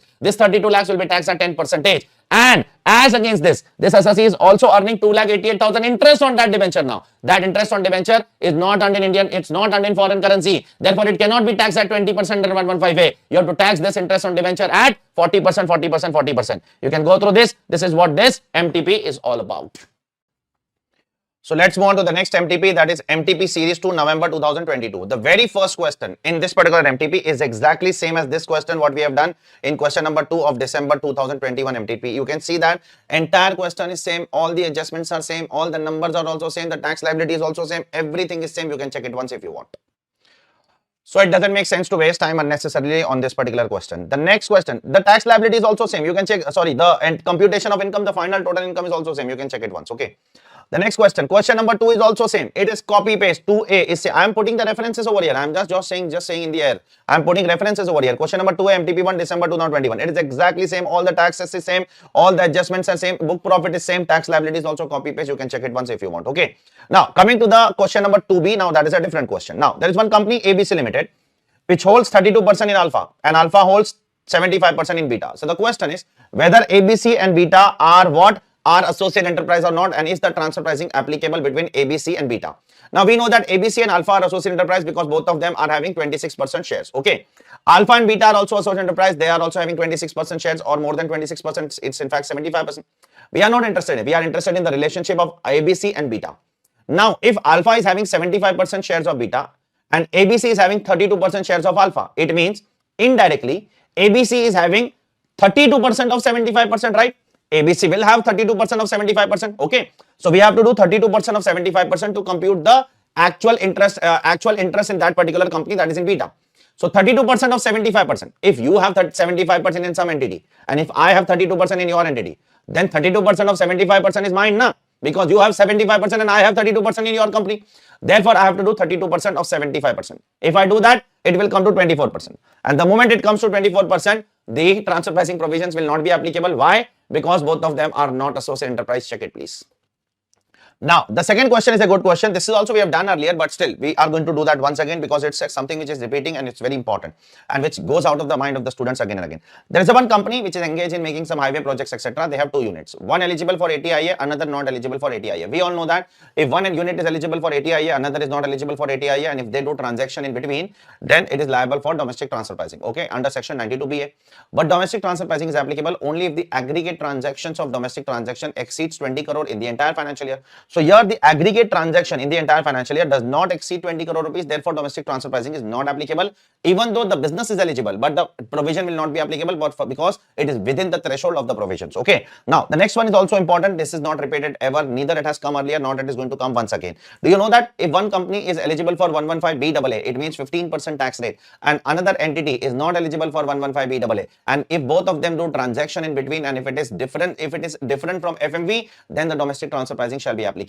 Again, here we are supposed to see that domestic transfer pricing is applicable only if the aggregate transaction of domestic transfer pricing, aggregate domestic transaction exceeds 20 crore rupees in the entire financial year. So in this case, one entity is eligible for what? Eligible for 115BAA, and another entity is not eligible for 115BAA if they do any transaction, and if the aggregate transaction is greater than 20 crore, which is 20 crore, greater than 20 crore in this case, you can check it once. It is 23,000 per metric ton into 10,000 metric ton, it is 23 crore rupees. So if it is more than 23 crore, 20 crore, domestic transfer pricing will be applicable in this case, you can check it once. So these two questions are also going to repeat once again later on. The last question is not going to repeat, but this one, the middle one, is going to repeat once again later on. So keep that particular thing in your mind. Okay. Now, the question number 3 has multiple parts. The part A is exactly similar to what we have done in question number 20 of RTP. It is cut, copy, paste. This one is same, this one is same, and even this one is same. Don't repeat unnecessarily. You can just see how Institute is doing here and there, there and here, here and there, here and there, from RTP to MTP, MTP to RTP, the old MTP, the old RTP. They are just juggling up and mixing up. They are not ready to make all together a completely fresh RTP and completely fresh mock test paper. They are not ready to do that.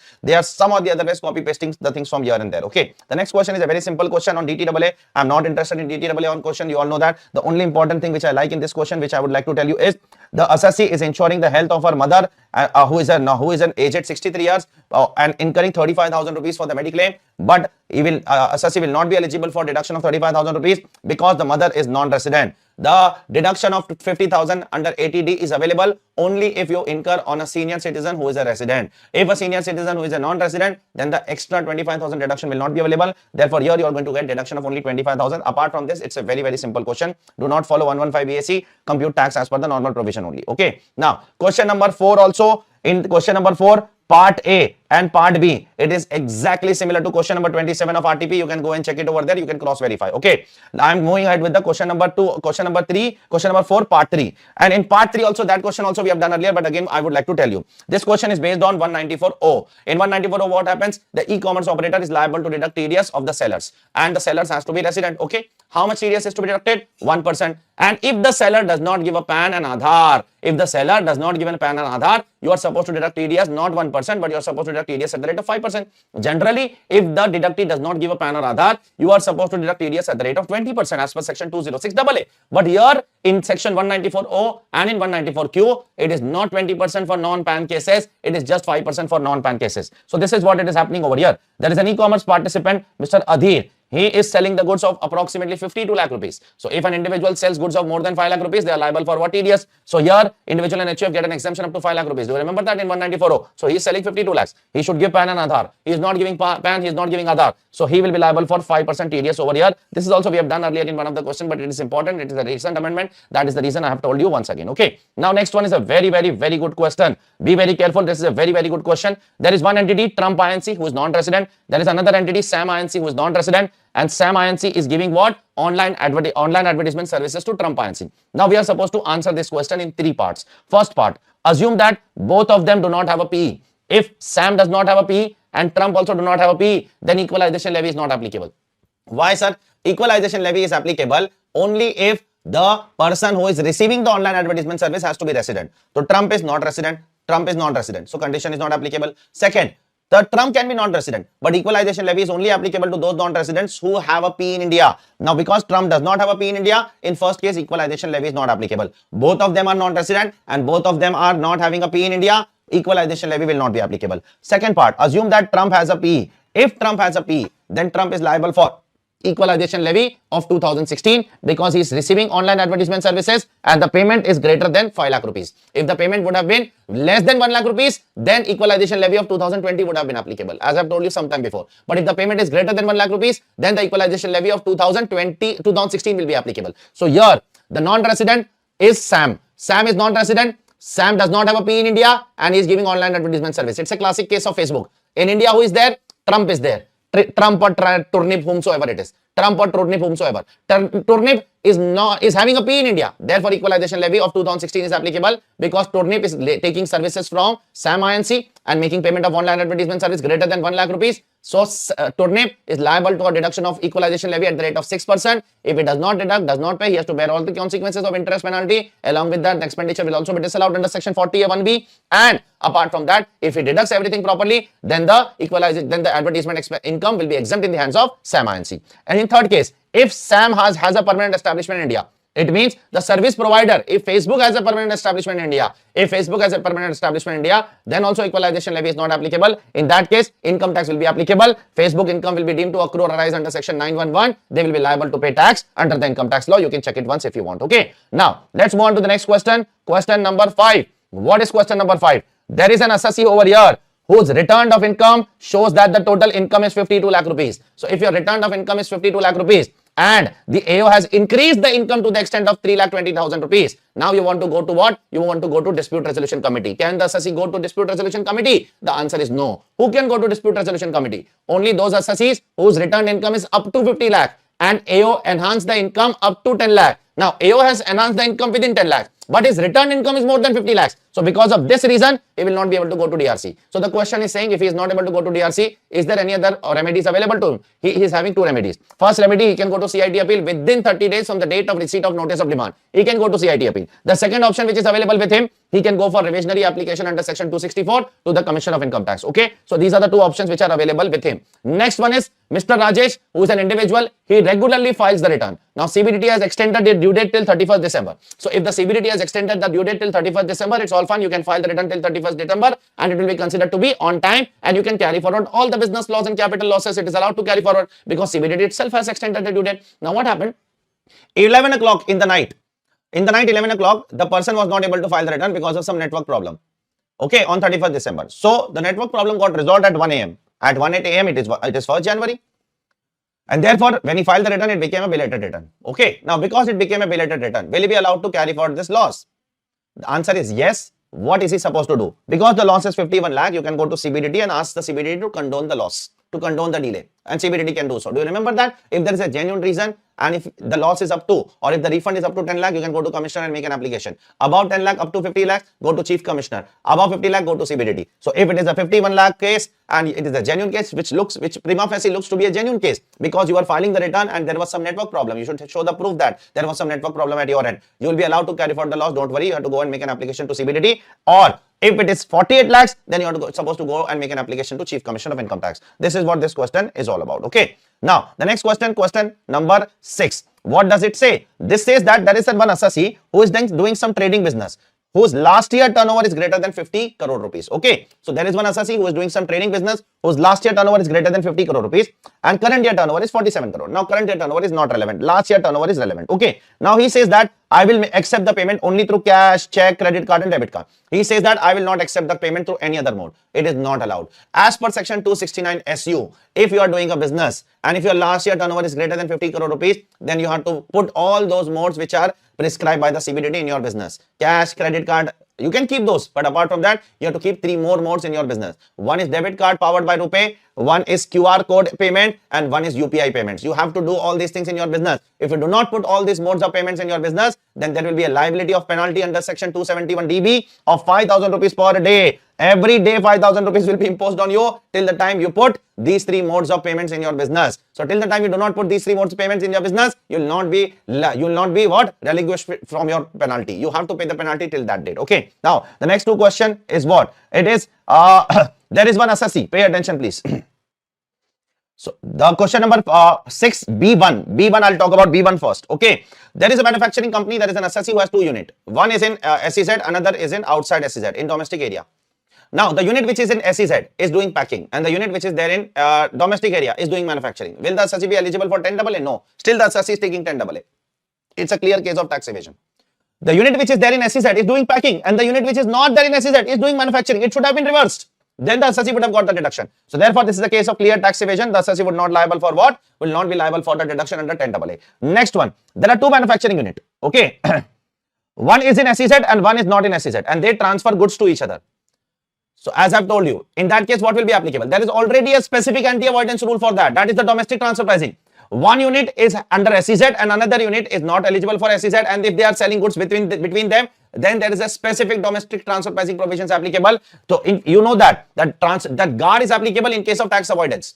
And in which case of tax avoidance for which there is no specific anti-avoidance rule.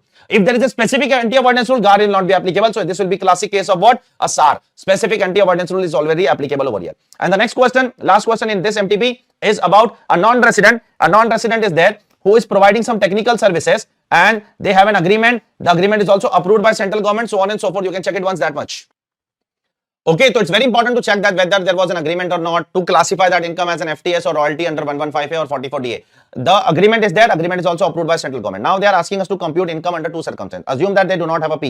If they do not have a P, then they will be liable for what? 115A. And in 115A, 265 will be the income, 302 will be the income, and no deductions will be available in 115A. And the income will be liable to tax at 10% tax, 2% surcharge because the income is more than 1 crore. For a foreign company, 2% surcharge is imposed and 4% cess. What about if the company is having a P in India? If the company is having a P in India and it is effectively connected with such P, then 44DA will be applicable. Then the revenue will be 265 plus 302. Then the deduction of 35 lakhs will be available. The deduction of 24 lakhs will also be available. The deduction of 8.2 lakhs will not be available. Why? Because that expenditure is not wholly incurred for what? The Indian P. If an expenditure is not wholly incurred for the Indian P, then it is not allowed. Similarly, this 14.6 will also not be allowed. Why it will not be allowed? Because that expenditure is given to what? To an HO. So if you take some services from HO and if you make the payment to HO, it is not allowed. If it would have been reimbursement, we would have allowed. It is not a reimbursement. It is very clearly written in the bracket. The last one will be allowed because it is a case of reimbursement. Reimbursement of actual expenses to HO is allowed as deduction. After doing that, you are supposed to what? Maintain books of accounts, etc., etc., etc. All those things you are supposed to do.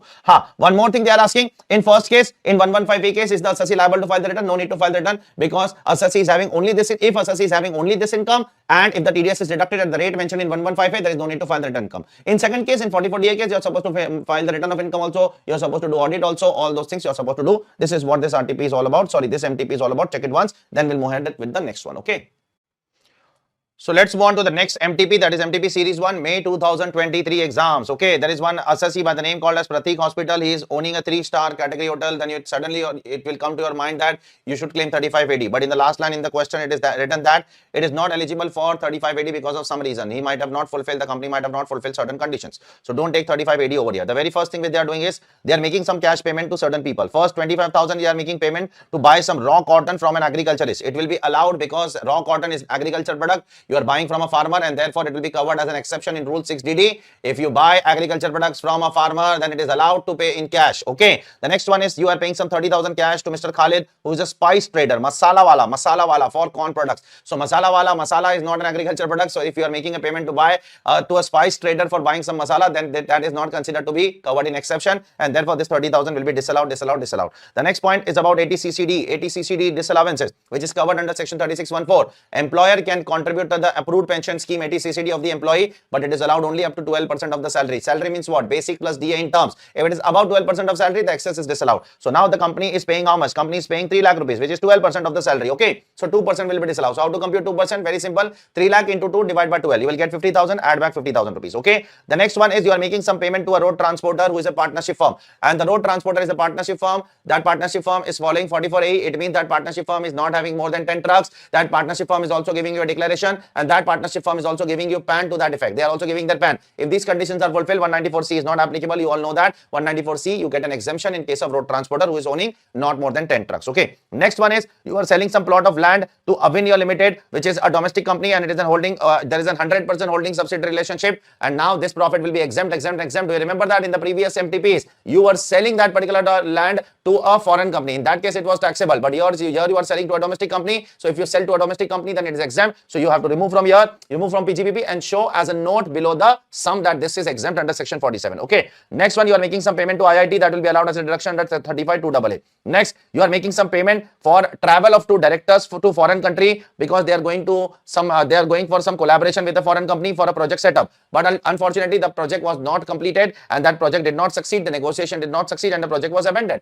So this will be considered as a capital expenditure and therefore it will not be allowed as a deduction over here. Okay. Next one is you are making payment of some fees to independent directors without deduction of TDS under 194J. So if you are making the payment of 1 lakh rupees, which is more than 30,000, and you are not deducting TDS under 194J, 30% of the expenditure will be disallowed. Next one is depreciation, which will be added back. Next one, you are receiving some compensation, additional compensation or enhanced compensation from the state government. Generally, it is taxable in the year of receipt, but this compensation is coming out of an interim order of a court. Do you remember that? If an enhanced compensation or compensation received out of an interim order of the court, it is not taxable now. It will be taxable in the year in which the final order will be made. So you have to remove this particular 10 lakh rupees from here, and you have to write a note that it will be taxable in the final order in which it is made, and it will not taxable in the year in which you have received the money. Okay. Next one.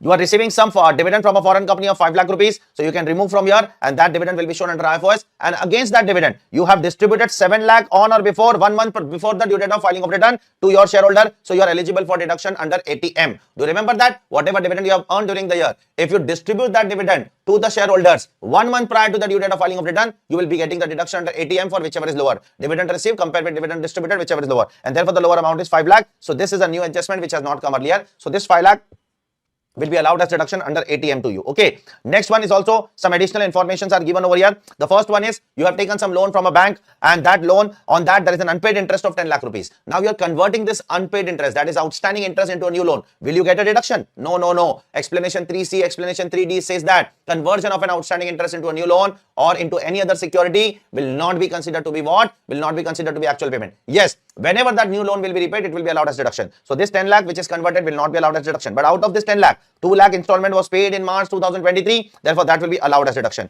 Next is depreciation. Next, last adjustment number 3 is you are buying some vegetables or some in the month of March. The bill is of also March, but you have omitted to record that in the month of March. In fact, you recorded that in the month of April in the next year. So that is wrong. You should record that in the current year because this expense is of the current year, and you can also take the deduction of that particular thing in the current year. You are only supposed to compute the total income. Do not compute any tax over here. The next question is also a very good question. There is a company PQR LLP, which is there is an LLP, sorry, not a company. There is an LLP PQR LLP which is located in SEZ. Therefore, it is eligible for what? 10AA deduction. It was set up in 1819, so it is within 5 years. 2022-23 is 5 years, within 5 years, so it will be eligible for 100% deduction. Apart from that, this SSC is also having a warehouse for storage of agriculture produce. So this SSC is also eligible for what? It's also eligible for 35AD. Now, what is the total income and tax liability including the AMT calculation? So we are supposed to make two calculations. First, total income as per the regular provisions, and then tax liability, then total income as per the adjusted total income as per the AMT, and then tax liability. Let's compute the total income as per the regular provision first. What is the profit in SEZ? Let's compute the SEZ profit first. SEZ profit is 40 lakhs. Okay. How much will be allowed as deduction under 10AA? It's very simple. The profit of the SEZ multiplied by export turnover, which is 80 lakhs, divided by total turnover, which is 100 lakhs. If I do that, 40 lakhs into 80 lakhs divided by 100 lakhs, my deduction come to 32 lakhs. Okay. Therefore, 40 lakhs minus 32 lakhs, the 10AA profit will come to, after deduction, will come to 8 lakh rupees. What about 35AD deduction? 35AD profit is 1 crore 5 lakhs. Out of that, 75 lakhs is the capital expenditure which you have done. But out of that, 10 lakh is land. Land is not eligible for deduction. So you will get deduction of 65 lakhs. Okay. So here, the final profit after deduction will come to how much? 105 minus 65, that is 40 lakhs. So 10AA, the final profit was 8 lakh. 3580, the final profit is how much? It is 40 lakhs. Therefore, the total profit is 48 lakhs. On 48 lakhs, you will apply the tax rate which is applicable to an LLP. It is 30%, no surcharge, because the income is below 1 crore, and therefore no surcharge, and plus 4% cess. Compute the tax liability. Now compute the adjusted total income. What is adjusted total income? Adjusted total income is given on the left hand side as I have computed over here. It is total income plus 10AA plus 35AD. But after taking 35AD, you also have the right to remove the depreciation. So that much depreciation of 10% on building will be reduced, because building is eligible for 10% depreciation. Reduce that much. You know, do you remember that? How adjusted total income is computed? Add all profit link deduction except ATP. Add 10AA. Add 35AD, and then reduce depreciation on the assets which are used in 35AD. So additional, normal, both. Your additional depreciation will not be eligible. Only normal depreciation is eligible, because building is not eligible for additional depreciation. Anyways, it will come to 138.5. Then 18.5% is the tax. 12% surcharge now, because the adjusted total income is greater than 1 crore rupees, and 4% cess. After doing all these things, you will get what? You will get your AMT, then compare whichever is higher and find out AMT credit, so on and so forth. Okay. The next question is a very, very simple question. I'm not interested in that. It's a question of DTAA. So you are supposed to take, one important thing over here is you are supposed to take 3 lakh rupees deduction on 80 QQB, because this royalty income is on book which is of artistic book. Artistic book. It is not a newspaper or journal or magazine. It is an artistic book, so you can get the deduction of 3 lakh rupees under 80 QQB over here. Okay. Now the next question is based on exit tax. A trust was there which subsequently converted into some other entity which is not eligible for exemption under 12AB, registration under 12AB. So we are supposed to compute the accredited income, and then on accredited income we are supposed to apply 34.944 tax. Okay. Now how to compute an accredited income? It is nothing but aggregate of all asset minus aggregate of all liability. How to compute the values of the asset? For land, you are supposed to take stamp duty value or market value, whichever is higher. Therefore the market value is 17 lakhs. We are taking 17 lakhs. For equity shares which are listed in a stock exchange, you have to take highest and the lowest price average, and that comes to 80 rupees. For preference shares which are obviously are unlisted, for that you are supposed to take the fair market value. You are not supposed to take the book value. Corpus fund is not taken in liability. Outside liabilities is taken. Provision for tax is not taken in liability, and other utility bills which are there for liabilities like electricity outstanding, rent outstanding, other kind of utility outstanding will be allowed to be taken as a deduction from liabilities. Okay. After that, you will get what? You will get your accredited income, apply 34.944% tax on that. Okay. Next one. What is the remedy against the advance ruling? If there is some advance ruling which is passed by the board of advance ruling, what is the remedy against that? I can go to High Court. I can go and appeal to High Court against the advance ruling. Within how many days? I can go within 60 days from the date of communication of the ruling. Whenever I receive the ruling, I can go within 60 days from that day. Can I get extension? Yes. If there is a genuine reason, you can make an application and they can give you an extension of another 30 days in that particular case. Okay. The next question is based on equalization levy of 2020. There is a non-resident who is there in Singapore and who is having what? A website. So non-resident who is an e-commerce operator and the online sale of goods and services, if it is 2 crore rupees or more and that non-resident does not have a P in India, it is written in the last line. So equalization levy of 2% will be applicable and all the conditions of equalization levy of 2% are fulfilled. First, the assessee is non-resident. Just make a count of all the conditions. The assessee is non-resident. Second, the assessee is having a website. So therefore, it's an e-commerce operator. Third, the assessee does not have a P in India. And the fourth, the services provided and the goods sold to person resident in India is 158 lakhs plus out of 96 lakhs which is provided to non-resident, 57 lakhs is from the IP address which is located in India. So that should also be part of 2 crore. Therefore, the total will come to how much? 215. So the threshold of 2 crore is also crossing. Therefore, the assessee, that is the e-commerce operator XYZ and company, is liable for equalization levy at the rate of 2% on 215 lakhs. Okay. Next one is based on what? TDS. So you are buying some assets over here. First of all, the assessee is buying a house property in Mumbai of 90 lakh rupees and the stamp duty value of that house is 95 lakhs. So because the value of the house and the stamp duty value of the house is 50 lakhs or more, the assessee will be liable for what? The buyer will be liable for deduction of TDS at the rate of 1% on sale consideration or stamp duty value, whichever is higher. So you should deduct TDS at the rate of 1% on 95 lakhs. Okay. Now the assessee is buying another property, urban plot in Kolkata for 4950. The stamp duty value of that plot is 48 lakhs. Now the stamp duty value as well as the sale consideration, the purchase consideration of this plot is less than 50 lakh rupees. Therefore, the TDS provisions will not be applicable of 194 IA. 194 IA will not be applicable. Third, the assessee is buying some rural agricultural land. Rural agricultural land is not liable for TDS under 194 IA. So forget about that. Okay. Next one. Are we supposed to deduct TDS on retention of commission? That I've told you earlier also. Yes, TDS is applicable on retention of commission. I told my consignee to sell some goods for 1,50,000 and then I told him that give me 1,30,000 and 20,000 you can retain. Now because the retention amount is more than 15,000 rupees, it will be liable for TDS under 194J at the 194H, sorry, at the rate of 5%, 5%, 5%. Okay. Next one, the assessee is earning some salary of 55,000 rupees per month. He is not opting for 115 BSc. So 55,000 into 12 will come to how much? 6,60,000. Now because he is not opting for 115 BSc, he will also be eligible for 50,000 standard deduction. Now he also have a self-occupied property on which he has paid an interest of 80,000. So the employer will give the deduction of that SOP interest also. Employer is liable to give the deduction of interest on SOP if the employee gives the proof of that. Interest certificate has to be produced to the employer. So he has done all those things. So the income will come to 5,30,000. Now on 5,30,000 will compute the tax and that one will be deducted by what? That one will be deducted by the employer. Okay. Next one is a very, very good question. There is an assessee who is a sole proprietor whose last year turnover is greater than 1 crore rupees. So if the individual's last year's turnover of business is greater than 1 crore rupees, the individual is liable to deduct TDS under 194II. In 194I, what is the TDS rate? For plant, machinery and equipment, it is 2%. And for land, building and furniture, all three of them, it is 10%. And the limit of 2,40,000, which is the threshold limit, has to be counted by taking all of them together. So for office, he is paying a rent of 15,000 per month, which comes to 1,80,000. And for furniture, he is paying a rent of 6,000 per month, which comes to 72,000. Taking together both of them is 2,52,000. The aggregate limit has to be counted under 194I. In 194J, you have to see the individual limit of 30,000. But in 194I, you are supposed to compute the aggregate limit of 2,40,000. And on furniture also, it is 10%. And on building also, it is 10%. Don't be confused. For plant, machinery and equipment, it is 2%. For furniture, it is 10% only. Okay. The next question is a very, very, very good question, which is based on a foreign institutional investor. There is an FII who is earning some interest on rupee denominated bond. So at what rate it will be taxable? It is very clearly written in 115 AD that if an FII is earning some interest which is mentioned in 194 LD, then you have to tax as per 194 LD also. And in 194 LD, FII's rupee denominated bond interest is mentioned over there. You can go and check in 194 LD. In 194 LD, FII's rupee denominated bonds interest is mentioned. Therefore, it will be subject to tax at 5%.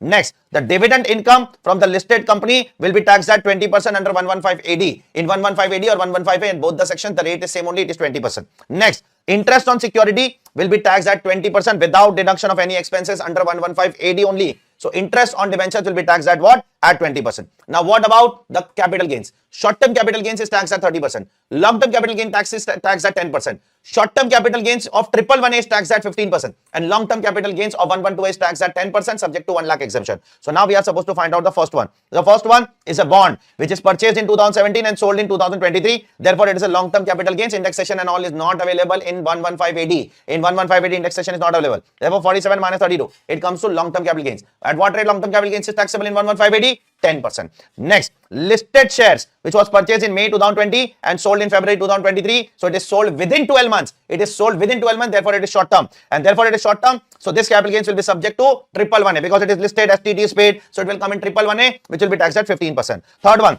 unlisted share is there which was purchased in July 22, sold in March 23. It is sold within 24 months. Therefore, it is short term. So short term capital gains which will be taxable at what? Under 115 AD at 30% tax. Okay, indexation obviously not available on short-term capital gains. This is how you are going to compute the tax over here. Okay, next one, question number 5A. There is one person by the name called as Srimati Kanti. That person is engaged in growing, roasting, grounding of coffee and mixing kikori, lot of business activity. Therefore, 40% of the income will be taxable and 60% will be exempt. Now, the composite income of the assessee is 6 lakh rupees. Now, if the composite income is 6 lakh rupees, so 40% of that is the taxable income. So 40% of that comes to 2 lakh 40. Now, because it is less than basic exemption limit of 2.5 lakhs, the assessee is not liable to file the return. Okay. Now, there is further information given in the question. What if the assessee has gone to US for travel and has incurred 2 lakh rupees, 2.2 lakh rupees as an expenditure for foreign travel? So now she will be liable to file the return because every person who goes on a foreign travel for himself or any other person and incurs 2 lakh rupees, who incurs more than 2 lakh rupees for foreign travel is liable to file the income tax return. I hope you remember that. Okay. The next part is a very theory question. You can read at your end, but still I will just discuss the correctness or incorrectness of the question.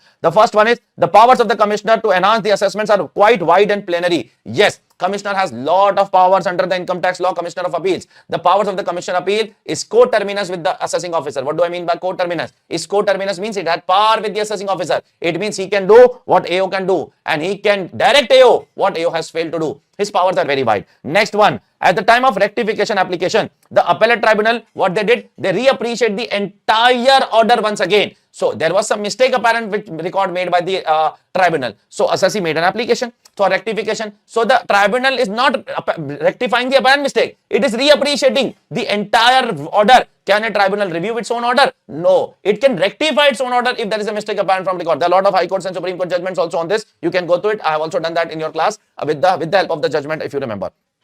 Next one is a theory question that you can go at your end. The next one, there is an assessee. There was a case when what happened? The assessing officer passed an order for AY 2122. Be very careful. But while writing in the order, by mistake, it was a clerical mistake, typing error, the assessee wrote 2021 in that particular order. And the department raised a demand on the assessee. Now the assessee is saying that I am not ready to pay the demand because the order is invalid. Because instead of 2122, why the hell the officer has written 2021? He should not have written 2021. That is a mistake by the assessing officer. So there is one section 292B which says that if there is a clerical mistake, you have to ignore that. Clerical mistake cannot be the reason to tell the assessment that the assessment is invalid. It is absolutely wrong to say that. The clerical mistake is what? The clerical mistake will hold the order was as invalid. Clerical mistake cannot make the order invalid. It is written in section 292B. You can check it over there if you want. Okay. Next question. Next question is what? We are supposed to find out whether the following cases are tax planning or tax management or tax evasion. In first case, the assessee is maintaining some register for tax deduction. So for proper compliance. Therefore, it's a case of tax management. Okay.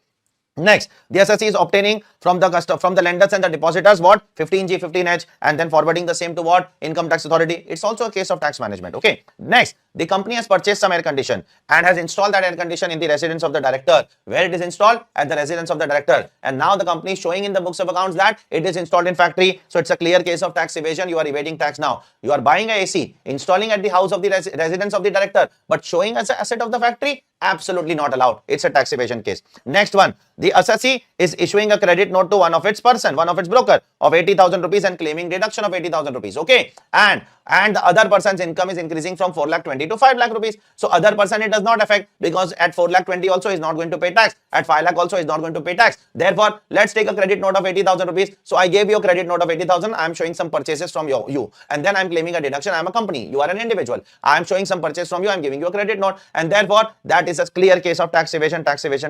Okay. Next one, you are investing some amount in tax saver deposit of government in a nationalized bank. So you will be eligible for deduction under 80C. And this is the case of tax planning. It is allowed by the law. Tax planning is allowed by the law. Next one, last question of this RTP is XC Limited is there and Zilla INC is there and one entity holds 28% equity shares of the other entity. Therefore, both of them are deemed to be associate enterprise. Okay. Now, there are some simple transactions between both of them. When you are selling the t-shirts to Zilla, you are selling at $2. When you are selling it to third party, you are selling at $3. Why at higher price to outsiders and why at lower price to associate enterprise? Therefore, the differential amount will be added back to your income. $1 into 1 lakh shirts into 64. Similarly, when you are giving guarantee to Zilla, when you are taking guarantee from Zilla, you are paying 10,000. But when you are taking guarantee from third person, you are paying only $7,000. So again, you are paying $3,000 extra multiplied by 62, 64, whatever is the conversion rate. Third one, when you are making payment, to Zilla, you are making payment of $15,000, and to unrelated party, you are making a payment of $10,000. Again, you are making excess payment $5,000 into 64. That will be subject to what? Arm's length price will be added back to your total income. Now, the question is, the assessee is located in SEZ. The question over here is very simple. Whatever income is increased by the assessing officer, can assessee claim 10AA deduction on that enhanced income? It is not allowed. Do you remember that? If the income is increased by AO, then the assessee cannot claim deduction of 10AA or profit linked or chapter 6A on that enhanced income under the transfer pricing. It is not allowed to claim the deduction over there. You can check it once. Then we'll move ahead with the last MTP. So this is the 8th and the last MTP as of now. Okay, so this is what I tried to do from my side. I used to do that earlier only for my North India student and West India student and East India student. So my dearest South Indian students were left out. I never felt like leaving you all, but it was just a time which was a constraint from me.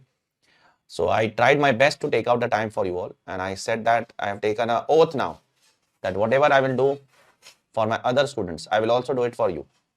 You all are equally important for me. You all are equally intelligent. You all have equal potential. So you should get the same services. Whether you are my student or you are not my student, it doesn't matter to me. If you are my student, well and good. If you are not my student, then also it is well and good. It's all fine. I'm all okay with that. So without wasting any further time, let's start with the last MTP over here. And the very first question in this MTP is on what? Again, a total income question. What are we supposed to do in this question? No MAT, no 115 BAB. It's a normal question. Okay. So let's talk about one by one. Assessee is a manufacturer since 2009. So 50 lakhs, first of all, the depreciation has to be added back. The adjustment number 2, employer contribution to provident fund is paid on 30th June. Allowed. Employer contribution to provident fund can be paid till the due date of filing of return. Allowed. But employees contribution has to be added back because employees contribution has to be paid by 15th of the following month. You cannot pay till the due date of filing of return. Not allowed. This is late. So this should be added back. Okay. Next. You have got some concession from the government, state government. So any kind of benefit, any kind of subsidy, grant, reimbursement, waiver, concession received from the government, central government or state government, it is an income under section 220 to 18. So let it be part of PNL. Let it be part of PNL. It is credited to the PNL. It's an income under PGBP. Let it be part of PNL. Okay. Next one. You are making some provision of 25 lakhs payable to the worker, which provision which you make in every 3 years, and it is based on fair estimation. So this is the policy of the company to make this provision in every 3 years, and which is based on, this is a kind of wage revision. Okay. So while revising the wage, they have to make some provision. So that is a fair estimation, which is the policy of the company. It shall be allowed as a deduction. Next, you have some debtors of 200 lakhs, out of which you feel that 10% is bad and doubtful debts. Bad and doubtful debts will not be allowed as deduction. Provision for bad debts is not allowed as a deduction to all assessee. It is only allowed as a deduction to banks and NBFC under section 36(1)(7)(a), and this assessee is not a bank. Next one, your debtor is insolvent to the extent of 40 lakh rupees and you have written off that debtor in the books of account. So if your debtor is insolvent to the extent of 40 lakh rupees and you have written off that debtor in the books of account, therefore it will be allowed as deduction under section 36(1)(7). Okay. Next one, you have a creditor of 50 lakh rupees which is supposed to be payable, out of which the creditor has given you a discount of 75%. Means the creditor has waived off 75%. 75% of 50 lakhs will come to how much? It will come to 37.5 lakhs. That is waived off by the creditors. So that will become your deemed income under section 41. 1. Remission or cessation of a trading liability is a deemed income. Now, you should not do anything because that is already credited to the PNL. So do not do anything. It is a part of PNL already. Don't make any adjustment. Next one, your opening stock and your closing stock, both of them are overvalued by 10%. It means your opening stock is valued at 110%, closing stock is also valued at 100%. Do backward working and then find out how much is overvalued, and opening stock has to be added back and closing stock is to be reduced. Okay. You can also do one more thing, that opening stock is 200, closing stock is 255. Therefore, the net is 55. Okay. The differential amount is 55. Differential amount is going towards what? The higher portion is what? It is closing stock. So divide that by 110%, you will get 5 lakhs extra. So that extra is what? That is towards closing stock because closing stock is higher. So reduce that much amount. Okay. That also you can do. Next, provision for for payment of gratuity of 500 lakhs. Not allowed, not allowed, not allowed. Disallow that as per section 40A7. Provision for payment of gratuity is disallowed under 47. But when it is paid, it is allowed. So 300 lakhs is paid. So 500 lakhs will be added back because it is provision, and 300 lakhs will be reduced because it is paid, and that will be allowed as deduction. You are making some payment of commission of 1 lakh rupees to a agent for recovery of debt. There are some debtors who are not paying you the money. So I gave 1 lakh rupees as a commission to a commission agent, and I told him that get the money recovered from them. Yeah, I also deducted that TDS. So it is allowed as a deduction. There is nothing wrong in that. Okay, you are also deducting TDS. So expenses incurred to recover your debt is allowed as a deduction. Okay, next one. You are making some extra payment to your related party, so that is disallowed. That is a very simple adjustment. Next one, the assessee is buying a plant and machinery of 50 lakhs or 50 lakhs on 10th of June, and it is used for more than 180 days. Additional depreciation they forgot to give. And the assessee is also manufacturing, you can see on the very first line. Therefore, the assessee will be eligible for what? Additional depreciation of 20%. 20% will come to 10 lakhs, reduce 10 lakhs. Okay. Also reduce this 80 lakhs income tax depreciation which you can take. Okay. Next one, you have made some payment to the subcontractor in the last year of 10 lakh rupees, but you did not deduct TDS in the last year. So in the last year, 30% of 10 lakh would have been disallowed. So in the current year, you have made that payment on 31st of December 2022. That is, you have made the payment in 22-23. So in the last year, whatever this TDS expense was disallowed, that is 30%. That 3 lakhs will be allowed as deduction in the current year. You can see over here. Okay. Now the next adjustment is a very important, intelligent adjustment.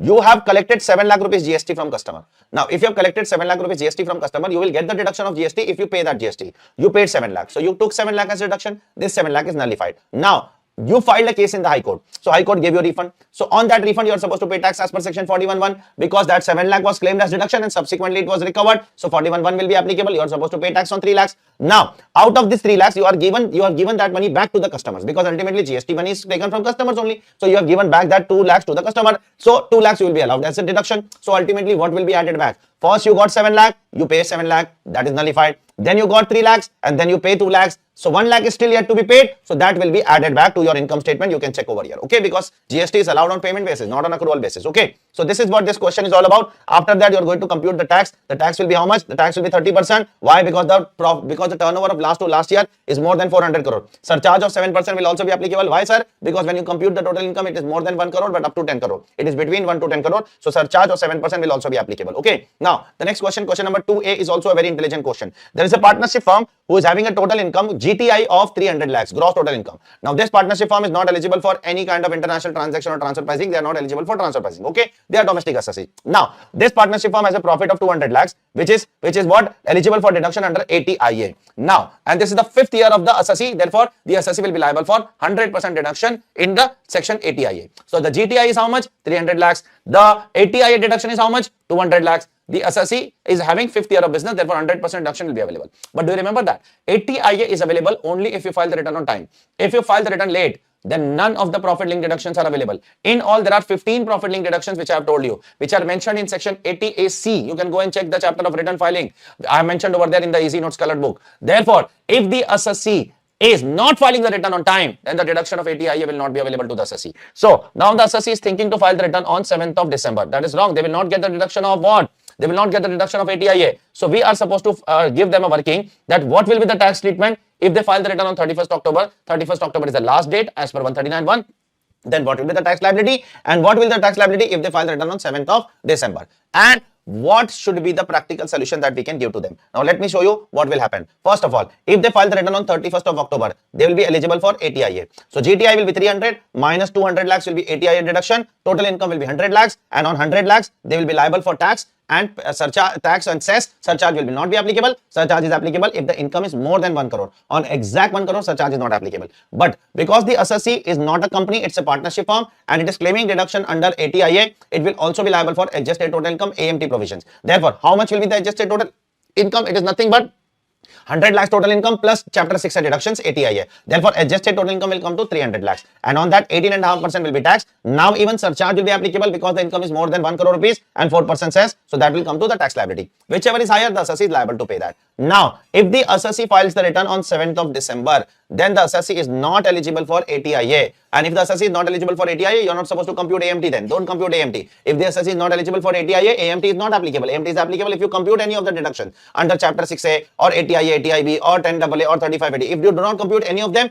then the provisions of AMT are not applicable. Then you compute provisions of normal provision tax. The normal provision, the JTI will be 300. You will not get the deduction of 200 lakhs. On 300, you will compute 30% tax, 12% surcharge, 4% cess. Definitely, this tax will be greater than the tax as per if you file the return on 31st October. Therefore, the first advice will be file return on time. But the company is saying that we do not have time to file the return on time. There are some workings which are yet pending, which is to be done on 31st of October, which we cannot do on 31st October. We cannot file the return before 7th of December. So I am giving a practical solution to you. Okay, that practical solution is very simple. Tell them to file the return on 31st October as per the working which they have. Whatever working they have with them, file the return as per that working on 31st of October. Now, once they file the return on 31st October, then tell them to revise under section 139(5). Later on, you can revise the return before 31st December, and then you can revise and you can change, and then it will be said that revised return steps into the shoes of the original return, and it will be said that revised return was also filed on 31st October, and nobody can take the deduction from you of what? ATIA. So this is the practical solution that we are going to give to the assessee. Okay. Now, part number B is very important question, but that question exactly same copy paste with same numbers, everything we have already done as question number 5C of MTP December 2021. You can check it over there if you want. Okay, it's an exactly same copy paste question. You can check it once. So let's move on to question number 3A, which is based on charitable trust. There is a charitable trust registered under 12AB. It has received a gross income of 21 lakhs, 10 lakhs, 4 lakhs, 7 lakhs, and this 21 lakhs will be first subject to 15% flat exemption, which is given under section 10, section 11, subsection 1. And after that, it has also incurred 11.6 lakhs towards what? A charitable purpose. But out of that 11.6 lakhs, 3.6 lakhs is repayment of loan, and against that, it has already claimed exemption. It has already claimed deduction under 2020-21. So in 2020-21, they might have taken some loan, and when they took the loan, they incurred some expenses out of that loan. Because earlier what used to happen, this is an amendment which is made by Finance Act 2021. That once you take a loan and if you incur an expenditure, then expenditure is not allowed. But earlier it was not like that. Earlier when you used to take a loan and if you used to incur the expenditure, it was allowed as an expenditure. So in 2020-21, you would have taken a loan of 3.6 lakhs and you would have taken a loan and you have incurred that expenditure. Now, if you have taken a loan of 3.6 lakhs and incurred the expenditure and you have taken the deduction in 2021, then you cannot take the deduction of that once again while repaying 3.6 lakhs. So out of 11.6 lakhs, I am removing 3.6 lakhs and therefore my final deduction will be only 8 lakhs. So I will remove 8 lakhs from 17.85 and that is my taxable income. Okay, this is what this question is all about. Now the next question is repeating again and again. There is one institution which is registered, which is covered under 1023C, and they are engaged in hospital also, education also. That the limit of 5 crore has to be seen taken together. So if the limit of 5 crore, if both of them, the hospital receipts and the education receipts, if both of them are up to 5 crore, then their income is exempt. If it is exceeding 5 crore, they are liable to take what? They are liable to make an application to the CIT and take the registration and approval under 1023C. Okay. The next one, question number B1. B1 is a theoretical question which says that advance ruling will only address the application of the non-resident. Is it so? Advance ruling will only address the application of the non-resident. It is absolutely wrong. Advance ruling, there are a lot of applicants which are there in advance ruling. Yes, the very first applicant is non-resident, but the second applicant is a resident when the resident enters into a transaction with non-resident. The third applicant is a specified resident whose transaction value is 100 crore or more. The fourth is a PSU, public sector undertaking, and the fifth one is the assessee who is engaged, who has undertaken any kind of transaction which will be liable for what? GAR. So all these people are applicants. It is not that only the non-residents are eligible for advance ruling. That is board for advance ruling. All these people are eligible for what? Board for advance ruling. Okay. Next is also a question on equalization levy. There is a company ABC Limited in India, and there is a company which is PQR Limited in London, which is the non-resident. It does not have a P, and that company is giving us, the Indian company is the recipient, and that foreign company is a non-resident who is a service provider. They are giving us online advertisement services and we are making them payment of more than 1 lakh rupees. So if a non-resident is there who does not have a P, giving online advertisement services in India, there is a resident who is making a payment of more than 1 lakh rupees. It's a classic case of equalization levy under section 2016 equalization levy under section 165. So the Indian company, Indian entity is liable to deduct TDS, is liable to deduct equalization levy at the rate of 6%. If they do not deduct, they will be liable for interest, penalty and disallowance also under section 40A(1)(b), and if they deduct everything, then the income will be exempt in the hands of PQR. So it's a classic case of equalization levy which came in 2016. It's not a 2020 equalization levy. 2020 equalization levy would have been applicable if this 5 lakh payment would have been less than 1 lakh rupees. Then 2020 equalization levy would have been applicable. Okay. Now the next one is the question which is based on TDS. So there is a company MNO Limited who has credited some salary in the books of accounts of the employee. So if the employer is crediting the salary in the books of accounts, is TDS applicable on credit basis or payment basis under 192? Under 192, TDS on salary is eligible to be deducted on payment basis, not on credit basis. Therefore, this is not liable to TDS. Yes, if whenever the payment will be made, at that time the employer will take what? The proof of investment, the proof of interest, the proof of interest certificate, the proof of ATC at that time. Right now, the employer is not liable to deduct TDS Because the salary is not paid. Salary is deducted on payment basis, not on credit basis. Be very careful. Next one, there is an individual, Mr. T, whose last year's turnover is greater than 1 crore rupees. Check. Okay, now if the last year turnover is greater than 1 crore rupees, therefore it is eligible for what? 194C. Now, it is making a payment of 9 lakh rupees for renovation or construction of factory building to an individual. Yes, an individual whose last year's turnover is greater than 1 crore rupees, and it is making the payment not for personal purpose but for business purpose, and it is more than 30,000 and 1 lakh rupees. Therefore, the TDS will be liable to be deducted at 1% on 1 lakh. Why 1%? Because the contractor is what? Individual. If the contractor would have been other than individual and HUF, it would have been 2%. Okay. Next, BCD Limited is making some payment of 28,000 towards professional fees and 27,000 towards what? Technical fees. So I am making two payments to one person. One is professional fees, one is technical fees. One is 28, one is 27. Is TDS applicable? Not applicable. Because under 194J, the limit of 30,000 is applicable separately for professional fees, separately for royalty, separately for technical fees, separately for non-compete fees, and for director, over and above remuneration to director, what you pay. For that, there is no limit only. Even if you pay 1,000 rupees, you are liable to deduct TDS. But for royalty, FTS, and non-compete fees and professional fees, there is a limit of 30,000 separately applicable. Next one is a very simple question. There is a nationalized bank who is taking some services of a catering organization. So the catering word is covered in 194C in the definition of work. So that will be liable for TDS under 194C. If the caterer is individual HUF, then 1%. If the caterer is other than individual HUF, then it is 2%. Okay. Next one is which talks about that whether the transfer pricing provision will be applicable or not. So it's a very simple thing, whether the transfer pricing provision will be applicable or not, and whether the assessees are, whether the two parties are associate enterprise or not. In the first case, one entity is PQR INC and another entity is Indian company Mahanadi Limited, and one entity has a book value of asset of 300 crores and another entity has given a loan of what? 170 crore to the other entity. Therefore, it is 56.67%. Therefore, if one entity is financing at least 51% of the book value of the assets of the another entity at any time during the previous year, then both of them are deemed to be associate enterprise. Now here, market value is not relevant. What is relevant in 92A is the book value of asset to determine the associate entity relationship. Market value is not relevant. Further, it is not relevant whether the loans are repaid or not repaid. It doesn't matter. It doesn't matter whether it is repaid or not. At any time during the previous year, if it is 51%, then both of them are deemed to be associate enterprise.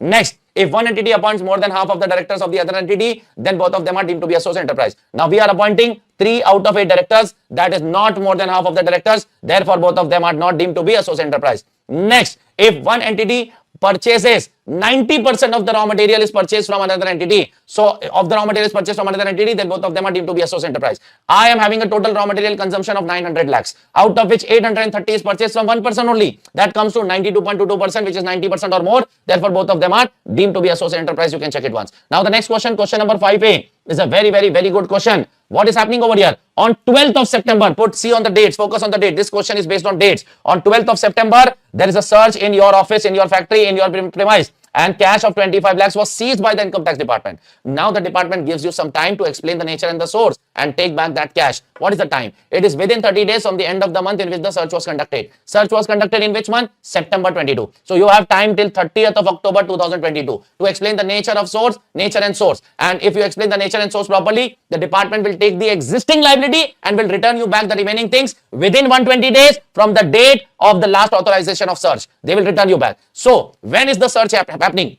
The search and seizure is happening on 12th September. By when you are supposed to go? You can go up to 30th October 2022. When are you actually going? I am going within time. On 27th October, I am going. And I am giving the explanation to them. But the CBDT is turning down the application. They are saying that we do not agree to your application. It's all fine. They may agree to your application. They may not agree to your application. It is their discretion, yeah. If they agree to that application, then they will return your assets by taking the existing liability. They will recover the existing liability out of this 25 lakhs and they will return you the remaining money within 20 days on the last date of the authorization of search. But if they do not agree to your explanation, they do not agree to your story of what? From where you have got the money, then they will not give you the money back. Then they are not obligated to give you back. These are the two possibilities which are there in this particular question. Next question is, the return of the assessee was filed on 26 September. Now, by when the scrutiny notice should be served to the assessee? The scrutiny notice is to be served to the assessee within 3 months from the end of the financial year in which the return was furnished. So, return was furnished in 22-23. So, within 3 months from the end of the financial year will come to which date? Will come to 30th of June 2023. Now, remember, by this date, the notice have to be served to the assessee. It means the assessee should receive the notice. Now, unfortunately, the notice was served to the assessee on 3rd of July. Now what will happen? Now there are two possibilities. If the assessee raises an objection that the notice is late, when should it raise the objection? Before completion of assessment. If the assessee raises an objection, then the notice is an invalid notice. But if the assessee does not raise an objection before the assessment is completed, and assessee is raising an objection after the assessment is completed, then it is deemed to be valid as per section 292BB. This is what this provision wants to say. Next, point number C is a theory question, but still I'll discuss one because it's a very important theory question which ICI has asked a lot of times in the examination, which is based on Article 4 of OECD and UN Model Convention. What does it say? What has to be done in case of tiebreaker rule?